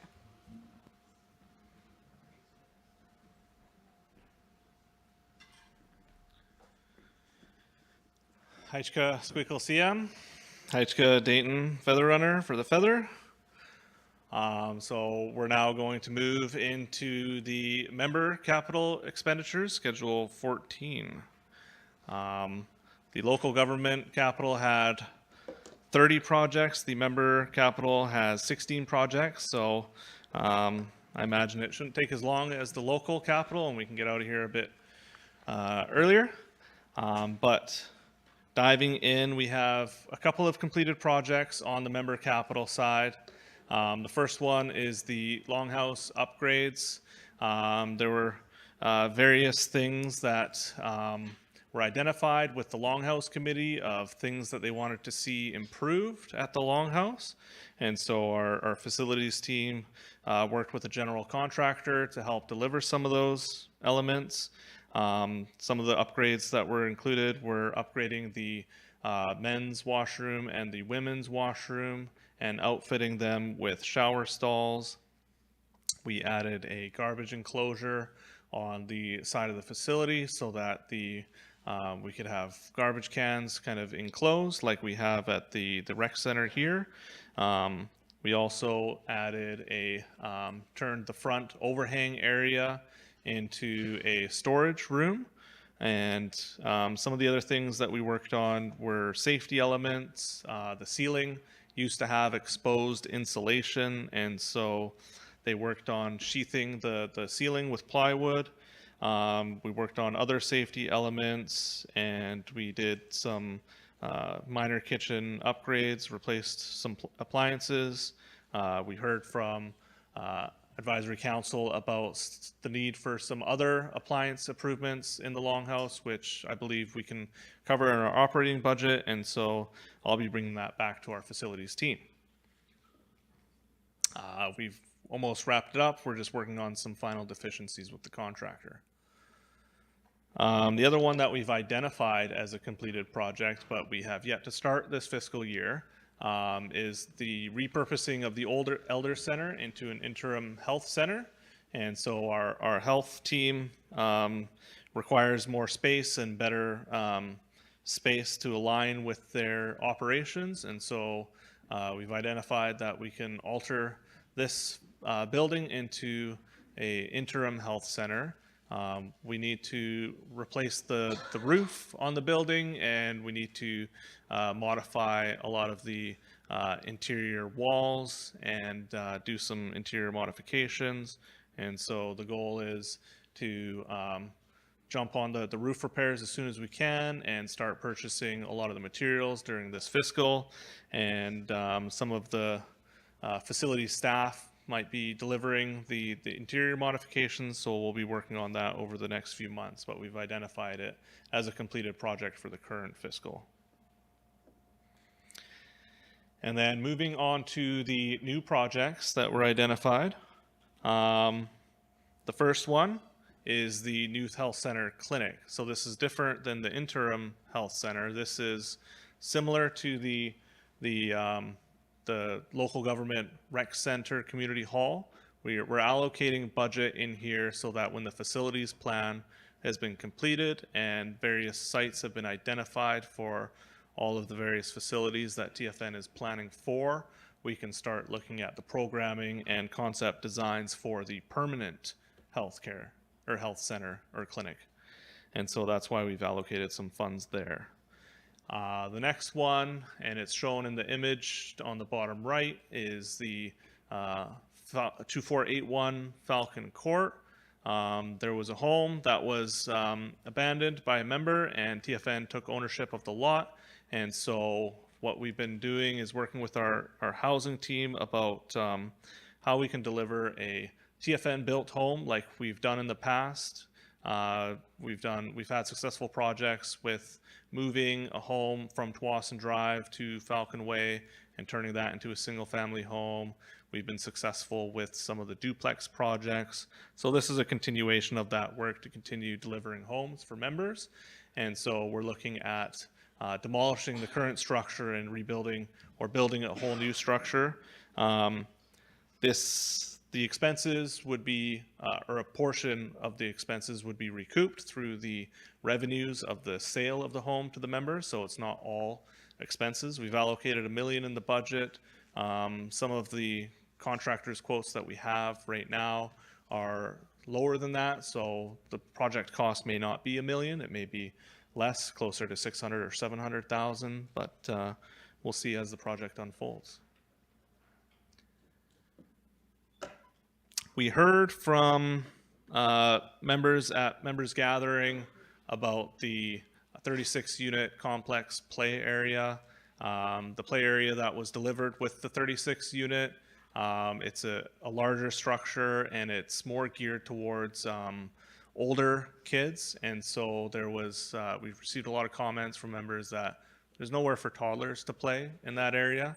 And so we're allocating some budget in here to do to review the site, look at some concepts, see if there's a way that we can incorporate toddler play equipment into the 36-unit complex area. A backup plan, if we can't fit it in there, we could consider doing some toddler play equipment at the sports field possibly, or even both. We'll see how it unfolds. But that's where we've allocated some funds for that.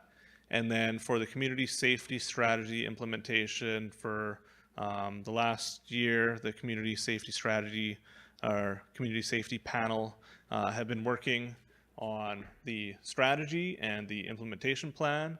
And I believe there's 69 tasks identified in that strategy. And so what we wanted to do is ensure that we've allocated some funding in the capital budget for when they determine some of the next steps and what the implementation is going to look like. So we don't know exactly what this is going to be used for, but we wanted to ensure that we allocated funds for the community safety strategy implementation.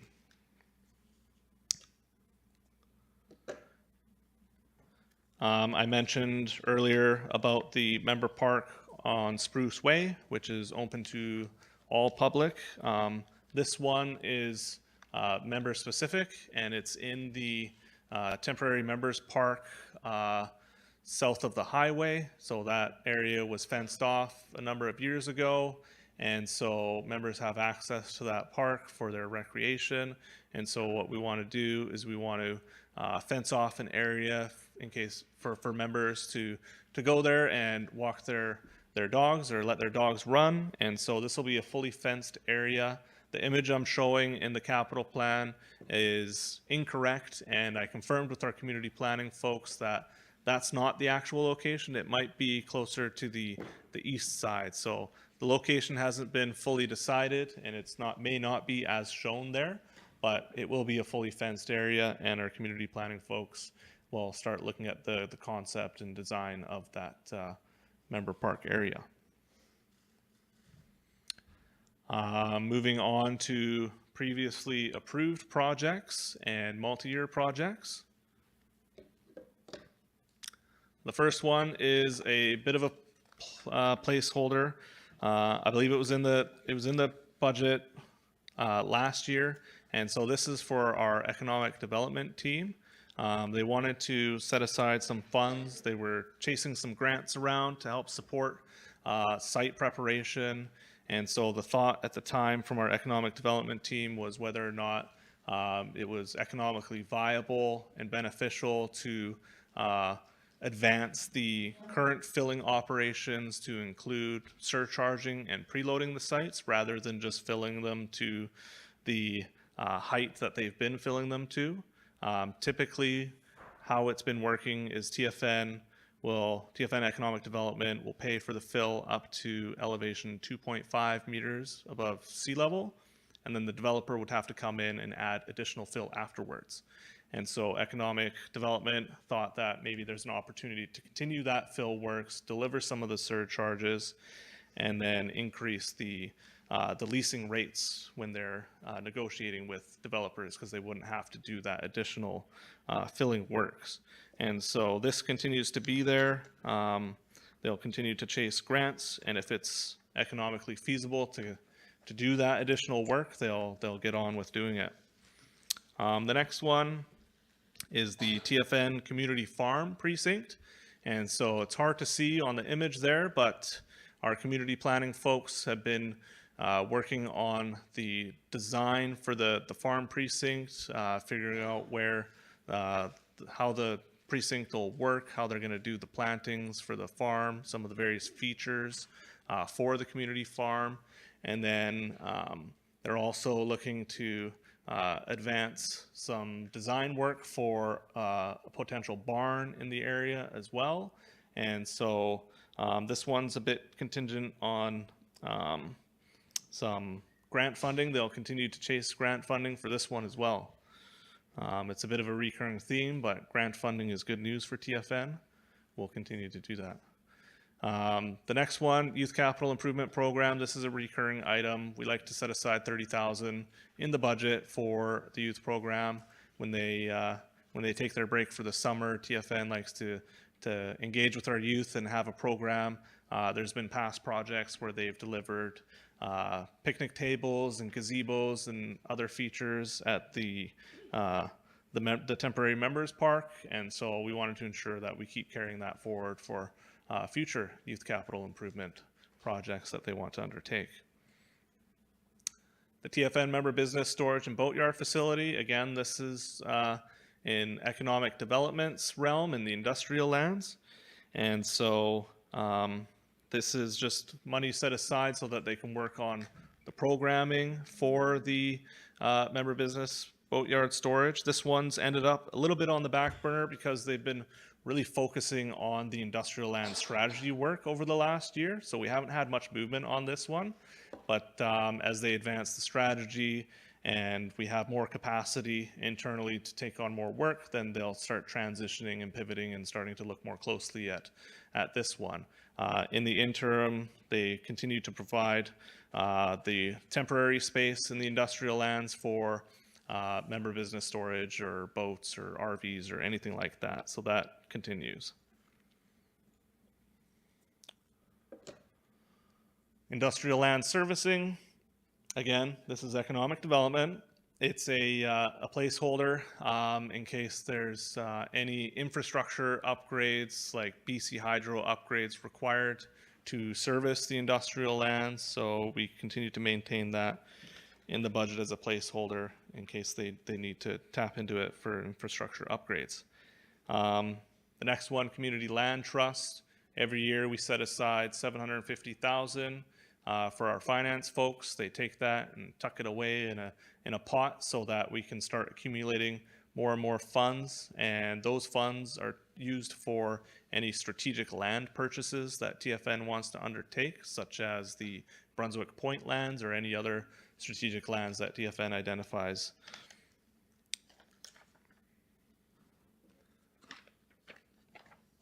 The cemetery site, or new cemetery site, so most of this budget is for the filling program. We've been filling the cemetery site along with the adjacent site to the east, which we call the 13-acre site. And so the filling work will continue, and we anticipate that the filling work will be wrapped up by the end of this summer or in the fall. So that'll bring a close to the filling portion of the project. Our community planning team has been working on some of the programming for the cemetery. It's very early stages, but they're going to be communicating with elders or the Language and Culture Committee or the Standing Committee of Language and Culture to gather information on how to start planning for the new cemetery to ensure that it aligns with all the cultural elements required for the new cemetery site. So the work is just getting started on the planning for that one.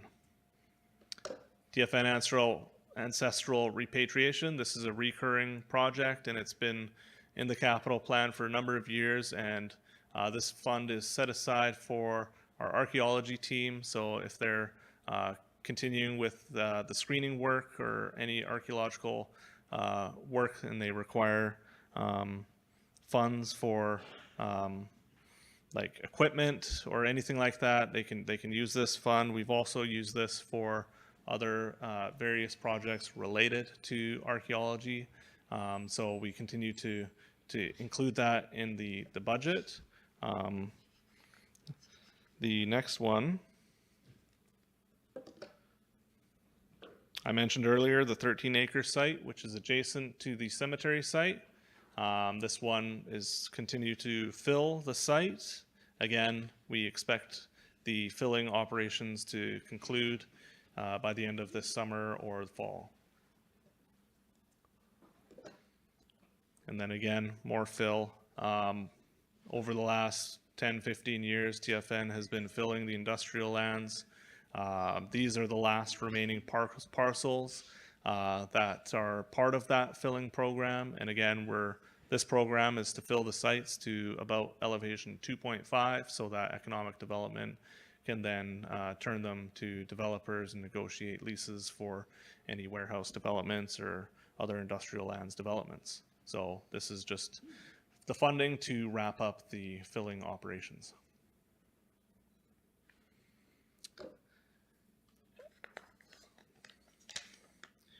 And then this one, we have a bit of an increase for this year compared to last year.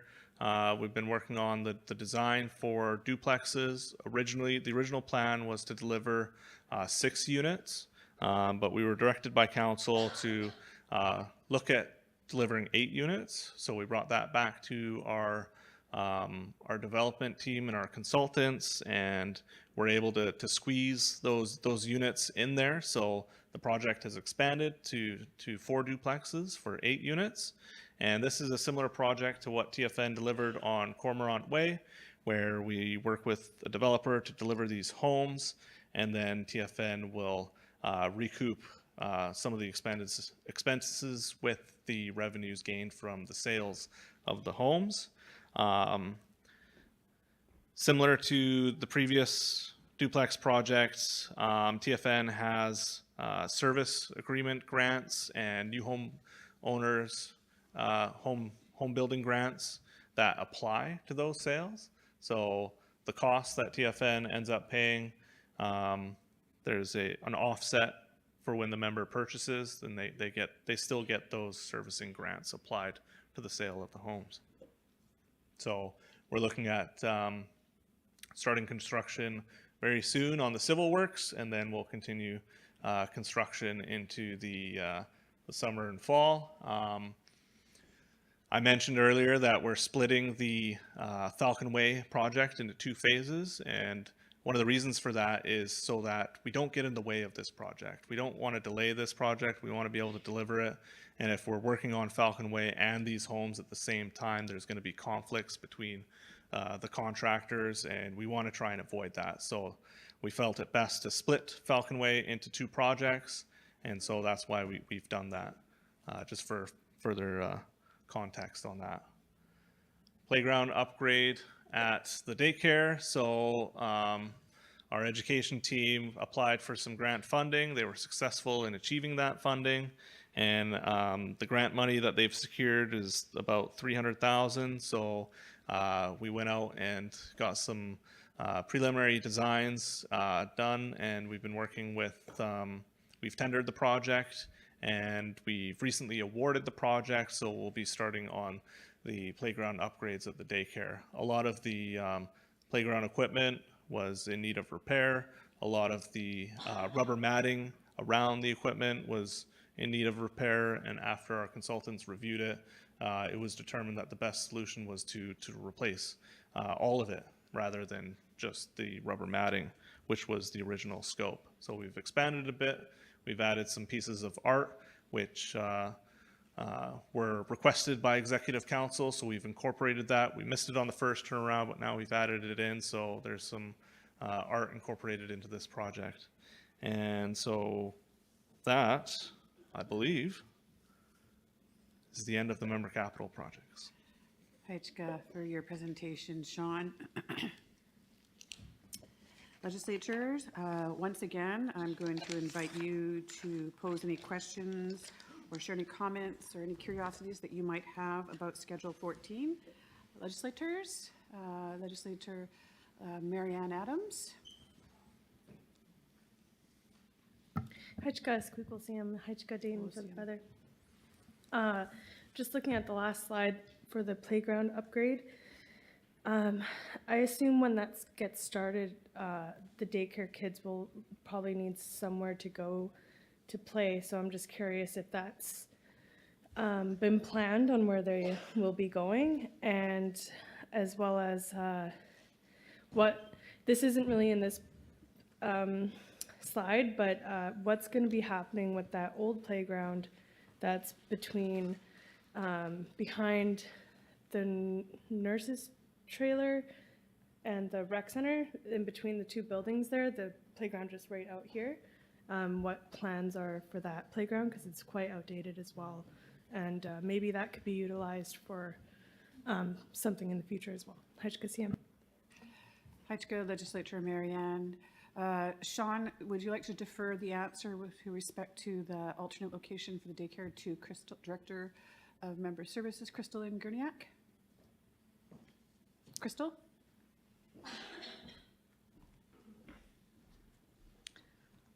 Thank you, Squeakle, and thank you, Feather Runner, for the fender. Thank you. Yes, so it will be a bit of a process because we have to do it in consultation with Fraser Health because they're the licensing officers. So we have to give them a number of different scenarios, maybe bringing them to this playground or down to the sports field or some other grass areas that's close in the area.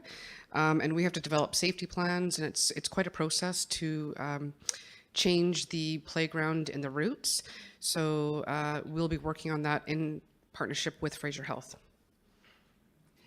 And do you have any comments, or is it Sean's about the playground here? Pass that back to, yeah, thank you. Sean, could you please respond to the question about the playground here behind the rec center? Hajka. Hajka, Squeakle, Hajka Dayton for the feather, and Hajka Marianne for the question.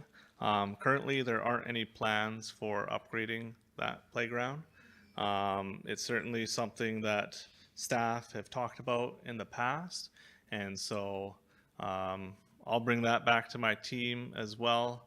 I know there was some maintenance activities that were required from some of the inspections that we had done by consultants for these playgrounds, so I don't know if our operations team have anything planned at the moment, but I'll bring that back to them and begin those discussions again with the team. Hajka, Legislator Squamia, Melinda Cassidy. Hajka Squeakle and Hajka Dayton for the feather. My question is regarding the toddler area playground at the 36 unit complex. I'm just wondering if there's been any consultation with the current, with the people who live there right now. I know there was some disappointment around the unveiling of the playground that they do have, and if it's not being utilized by children of any ages, maybe it's worth just replacing the whole playground rather than looking at different areas for the toddler area. Hajka. Hajka, Legislator Squamia. Sean? Hajka Squeakle, Hajka Feather Runner, Hajka for the question.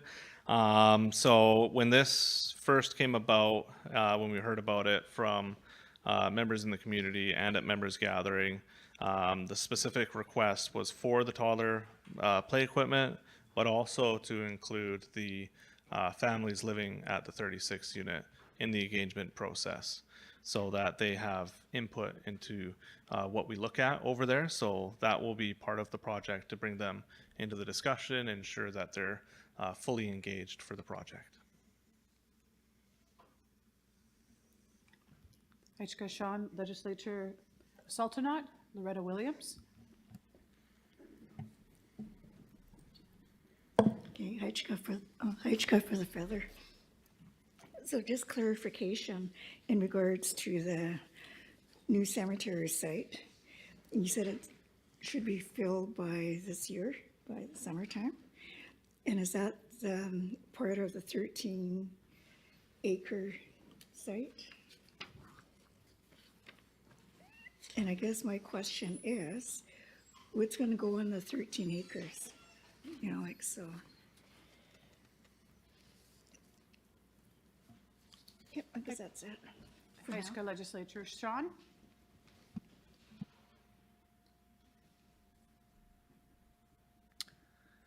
Haitska, Squeakle, Haitska, Dayton, Haitska for the questions, Loretta. I'm not sure if Jen's able to bring me back to some of the slides for the cemetery project, because there's some maps there that I can lean on to help answer the question. So yes, the project, the filling activity is taking place and it will be done this year. So on the picture there, the blue box is the site designated for the new cemetery site. It's hard to tell in the image, but you can see the old access road on the left. That's where Dragonfly is now, close to that location.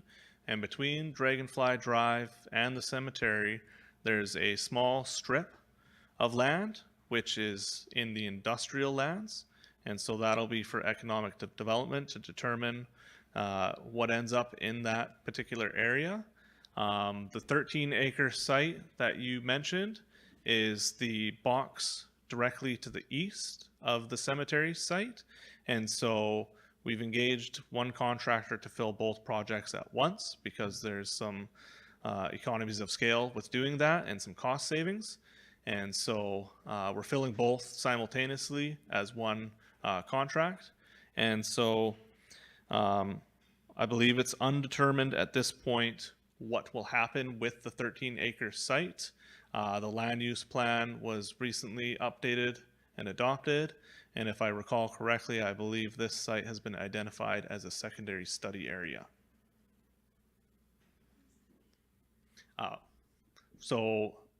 Secondary study area, it's planning. Basically, it's undecided what the land use is, whether it'll be housing or something else. I'm not sure. It's kind of with the planning team to determine, but long story short, it's undecided what the use will be at this time. Haitska, Sean, in order to advance the land use plan and all the work that had been surrounded it, this was an area that was difficult to pinpoint what it could be used for. So it was just earmarked as we'll think about it later, but let's get this plan approved now. So thank you, Sean, for that. Legislature Piliquia, Don Williams.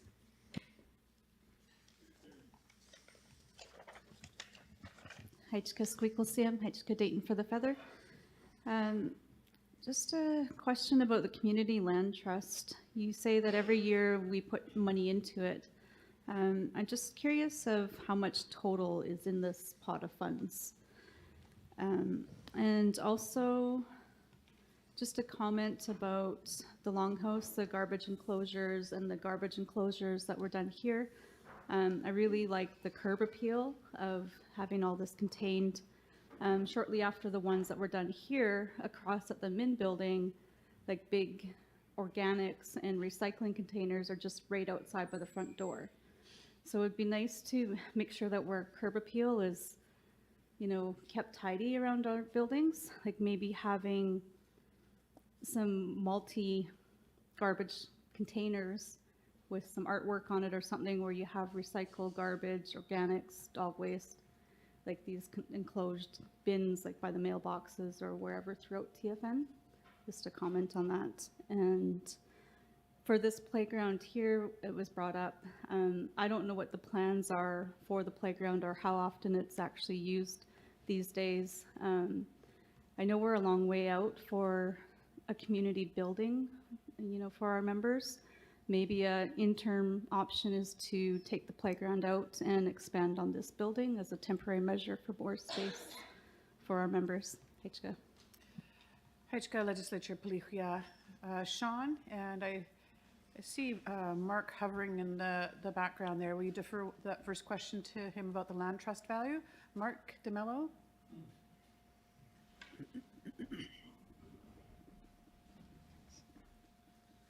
Hajka Squeakle CM, Hajka Dayton for the Feather. So we've been doing the land trust for about 5 or 6 years. About a couple of years ago, there was an acquisition that was made, and we were able to use the funds that had been put aside at that point to acquire land, to acquire a property. And so at this point, we'll probably be at $1.5 million in the land trust left after. Hajka Squeakle. Hajka, Mark. Sean, would you like to respond to the other questions that Legislator Palihuia had? Hajka Squeakle, Hajka Feather Runner, Hajka Palihuia for the comments. Not really answers because they weren't questions, they were more comments, but all great feedback. Good to hear. We'll take that all away, and we'll talk about how we can improve curbside appeal for the organics or other waste bins, and how we can try and incorporate artistic elements into some of those features as well, including the enclosures. And then noted about the comment about maybe the playground could be removed and the space could be used for something else like temporary buildings or expanding this building. All great notes. Thank you.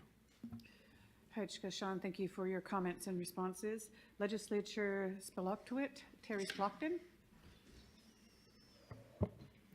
Hajka Squeakle, thank you, Feather Runner. I did have quite a few questions, but they were already answered through the sorry, I just went blank there for a second.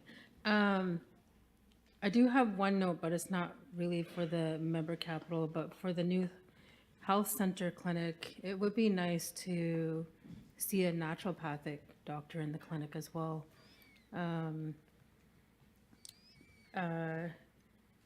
another one is, how confident are we in receiving the funding? And then what is the backup plan if grants are not approved? Hajka. Hajka, Legislature Spiloptuit. I think that the question about the naturopath could be addressed at the member services budget, so if that'd be okay to wait until then. And then Sean, if you wouldn't mind responding to her second comment. Hajka. Hajka Squeakle, Hajka Feather Runner, and Hajka for the question. For the confidence of receiving funding, I mean, it's hard to determine. We've been pretty successful in a lot of our funding applications. I think we've rarely been denied, and most of them have been successful, so we are quite confident. The bigger one I mentioned earlier tonight, the $3 million one for 41B, that's a really big one, and that one might be a little bit more challenging to achieve, but we're hopeful. Whether or not projects proceed with or without funding, typically we continue to carry on with the projects that we plan for if we don't get funding, unless we've determined that we want to rely on the funding to deliver the project. It really depends on the priorities of the community and the priorities of council on which projects are most important to move forward with. But typically, when we put them in our capital plan, our goal is to deliver the projects. And when it comes to grant funding, a lot of funders require us to be shovel ready. And so they want the projects to be existing projects, pre-planned projects, and projects that communities are going to deliver regardless of funding. And so those are some challenges that we have to work through when we're applying for grants. But yeah, I hope that helps answer the question. Hajka, Sean. Legislature Hokomatia, Louise Alm. Hajka for the Feather, Dayton, and Hajka Squeakle CM. I have two questions. One with the longhouse improvements, that's great that they enclosed the front, but I'm not a smoker, but it did kind of take away the covered smoking area. So on behalf of our local smokers, they don't have a covered area anymore, and I don't know if we have proper cigarette ashtrays out there for them, because if they're going to be standing closer to the building to try to get shelter, just worried about cigarette butts catching our log house on fire, and plus also keep them dry. Plus it gets cold and windy. That's why I don't keep company with them out there, too cold. But also too, my second question is with the 13-acre site and the cemetery site, road access. I'm just wondering if there's been thought on how we're going to get to our cemetery. Are we going to cut through the end of the road access? Do we have to go all the way around? That's a long way to get to our future cemetery. How is it going to be connected somehow with the Tsawwassen lands? And then the 13-acre parcel, accessing that too, is it going to be on Salish Sea Drive, or is it going to be a connecting road somewhere around the cemetery onto other interior roads? And just for everybody's sake, we're not, the 13 acres, if it's not going to be residential, the residential will probably be more along shorelines. There is going to be residential. There's just been some ideas thrown around that maybe we could move our residential area closer to the shoreline. But there's definitely going to be residential. It's not going to be taken away. Haichka. Haichka Hokumatia. Sean, could you please respond to her questions? Haichka. Haichka Squeakle, Haichka Feather Runner, Haichka Hakamatia. Thank you for the questions. For the longhouse improvements, definitely noted about the smoking area that was taken away. I flagged that with our facilities team when we were doing some deficiency walkthroughs, and so they're well aware. And so I'm not sure what the solution is at this stage, but we do know that it is a gap, and we need to think about how we can provide something. So that'll be looked into from our facilities folks. For the 13-acre and cemetery parcel, most of the capital funding has been used for the filling operations, and we haven't really begun with the programming design.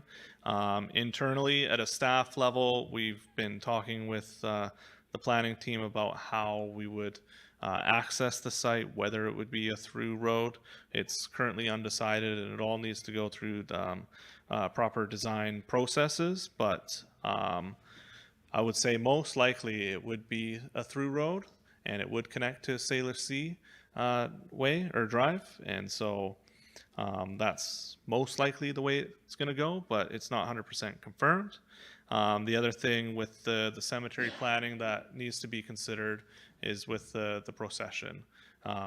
Currently, with the current cemetery, we have our procession, and often members will walk down Tsawwassen Drive to get to the cemetery, and so something in the engagement with the Standing Committee of Language and Culture and members would be about that procession route, so there needs to be consideration made to how that access is made as well to the cemetery.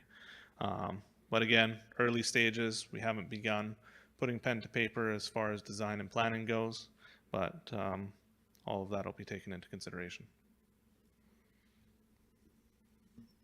Haichka, Sean. Legislature Kuyakuya, Andrea Jacobs.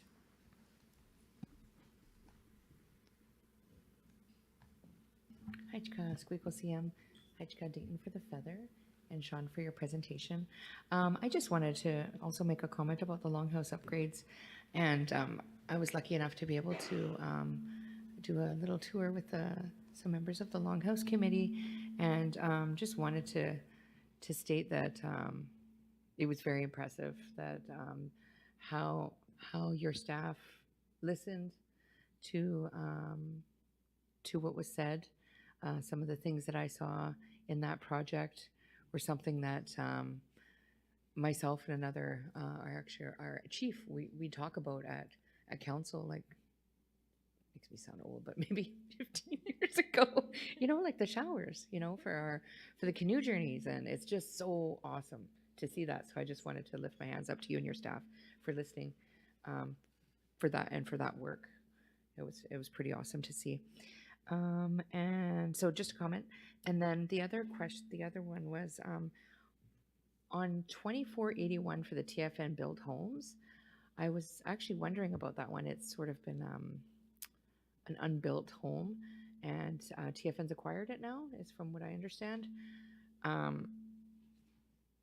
don't know if, I guess it doesn't matter how much it was purchased for and all of those details, but I'm just wondering what TFN can do to prevent something like this happening.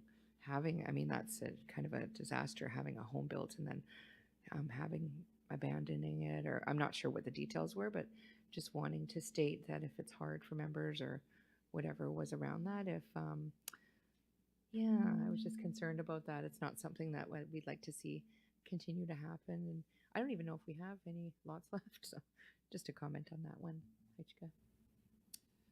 Haitchka Legislature, Sean? Haitchka Squeakle, Haitchka Dayton, Haitchka for the comments. Thank you for the comments on the Longhouse upgrades. It's good to hear. It's taken me a bit of time to get my facilities team up to speed on some of the member-facing facilities. When I joined TFN, there was this mindset that they shouldn't be doing anything in those facilities, and I saw that as a gap. And so I've managed to pull in our facilities team, and we've determined that no, you don't need to ignore these facilities. We need to go in and maintain them properly. So our team has now embraced that, and so they're moving forward with that. They are always worried when it comes to member facilities of ensuring that they're following cultural protocols for those buildings, but we continue to work on that and improve where we can. So thank you for that comment. Very much appreciated. For the 2481 TFN built home, I can't go into the specifics of the financial side of it. And I note your comment about what can TFN do to prevent that from happening in the future.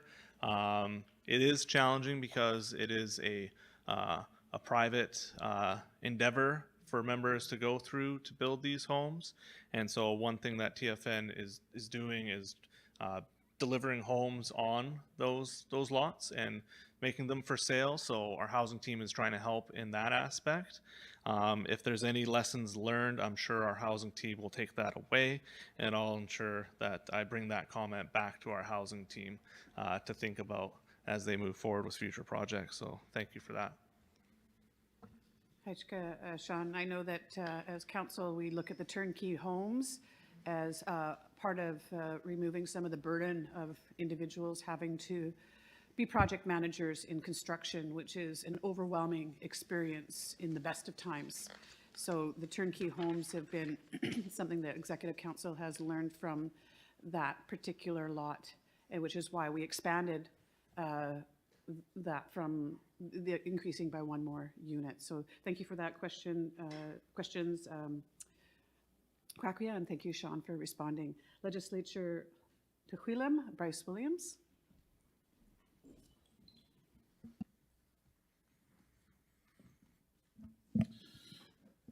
Haitchka, Sean, for the presentation. Good work there on the new projects. Just curious about, might be like kind of a broad question, I guess, but when said like the 108 acres left in the industrial area after, I guess the cemeteries completed, as well as the 13-acre spot. Does that 108 acres include the waterfront housing area that's proposed? And has that even hit this table yet? I don't recall. I think it may have been a question posed for consultation at the members gathering. I'm not too sure.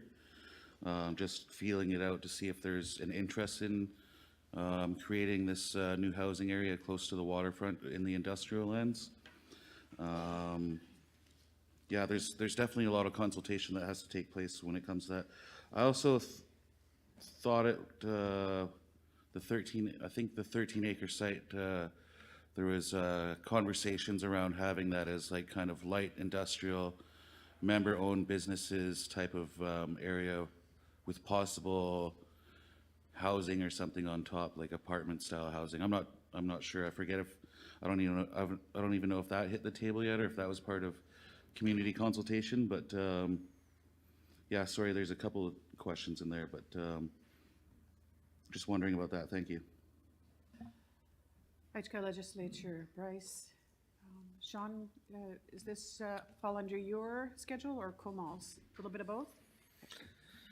Haichka Squeakle, Haichka Dayton for the feather, and Haichka Bryce for the questions. Squeakle, as you mentioned, yes, a lot of these planning type questions are Comal based questions, especially on land use planning and future housing initiatives. But I'll do my best to answer some of the questions that were brought forward. For the 100-acre filling project and the cemetery and the 13-acre project. So it does not really include the waterfront housing that Bryce is mentioning. The waterfront housing, if you look at our land use plan that was recently developed and adopted, that is another area that is designated as a secondary kind of planning area. So it's undecided what the land use will be. And so the area that Bryce is talking about is where the berm is in the industrial lands to the west of 41B Street. And so that's been discussed by economic development and the planning team. And there's been discussions brought forward to council about the possibility of doing member housing or other housing in that area. And so it's not a real project at this time, but it's very kind of high level. And so hasn't really been brought forward to this table yet, but those are some of the things that Bryce is talking about. As far as the 13-acre site, I could be mistaken, but I was under the impression that that is also a secondary planning area, and the land use has been undetermined whether or not contemplation for light industrial or mixed use housing with industrial and homes above. Those are great questions for our planning team and Kamal to answer. So perhaps those questions could be brought forward when she's present. Haichka, Sean, if some staff can make note to let Director Komal of our Lands Department know that those questions will be brewing, and so she can be prepared for that, that would be great.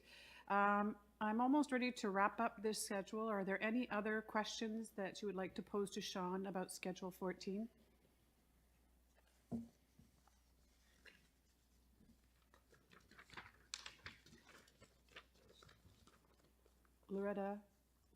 Legislature Sultanat, Loretta Williams. I couldn't see you, Loretta. You usually peek over the screens at me. I need a booster seat. Yeah, this is just for a takeaway. There's so many questions coming up about the new cemetery and, like for parking, access, and all this other stuff. So my suggestion is, are we going to get a committee formed or community consultation in regards to concerns for, our members? But thank you for the presentations, and we'll see you guys next week. Haichka for that question, Legislature Sultanat. Sean, do you have a response for this? Haichka, Squeakle, Haichka, Feather Runner, Haichka for the question. Great points made, and our planning team has already determined that they want to form or reform the cemetery committee. There used to be a cemetery committee when some early planning was happening many years ago for the potential future cemetery, and so they want to restart that and form a new committee.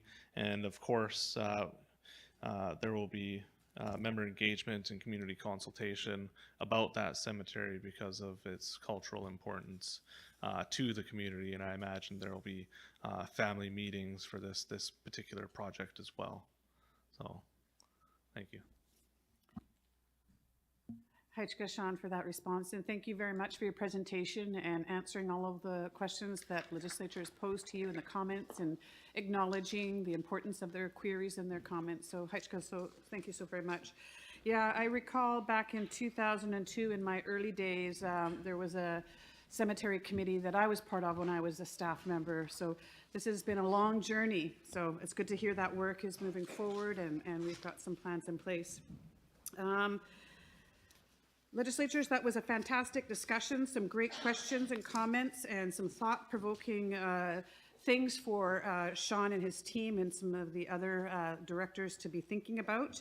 Some referrals to some other departments to follow up on from the member services and from the lands department as well, maybe even to the ECDEV department as well. With that, I'm going to read the motion to move this schedule to the third reading. Motion to move Schedule 14, the member capital expenditure schedule of Bill 001-2026 to the third reading. Whereas the Tsawwassen Legislature has the authority under Section 512C of the Constitution Act to enact Tsawwassen laws.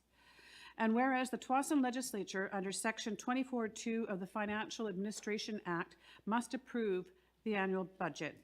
And whereas under Section 23 of the Legislature Rules and Procedures Manual 2025, each bill must receive 3 separate readings. And whereas the Legislature resolved on February 10th, 2026, that each schedule of Bill 001-2026 be reviewed, debated, and voted on separately during second reading. Therefore, be it moved that the Tsawwassen Legislature move Schedule 14, the member capital expenditure schedule, to third reading. May I please have a mover? Legislature Spiloctwit, Terry Splocton. May I have a seconder, please? Legislature Pelihua, Don Williams. All in favor? Motion passed unanimously. Thank you, Legislature. If I had a gavel, I would pound it on the table now and say our work is done today. Thank you very much for all your hard work, your insights, for the Advisory Council report that fed into your thoughts and your questions for tonight's business. We are now concluding tonight's business. I would like to thank once again Jessica Adams for the prayer, Sheila for drumming us in and who will be drumming us out as well, Sheila Williams.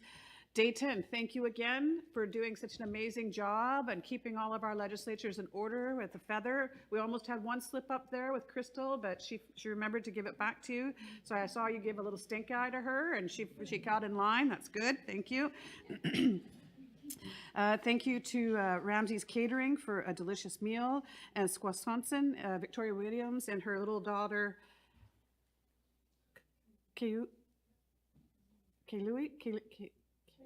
say it again? Kayuli, for being here. Always love the younger ones to come and share our time with us. And lastly, thank you to the elders, advisory council members, staff, and guests that attended in person and online. We're really grateful for your support. This is Family Day weekend coming up this Monday. So I wish you all a happy Monday, Family Day. Given the things that have happened at Tumbler Ridge, remember to hug your loved ones. Remember to be kind to each other. Be kind to yourself. Be patient, be tolerant, and don't be judgy to yourself or to others. And just hold your loved ones tight. I hope you take this long weekend to fill your souls and your hearts with love and laughter, and alongside the ones that you love. Thank you for the honor and privilege of being your Squeakquel tonight. There will be a procession as Sheila Williams drums us out and remove our feathers from the mantle. Hajka, meeting adjourned.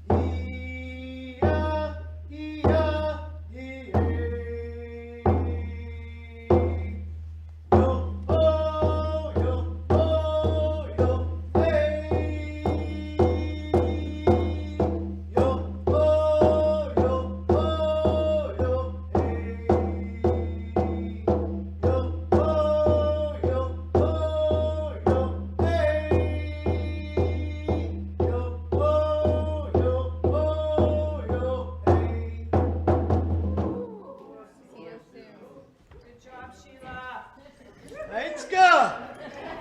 Oh.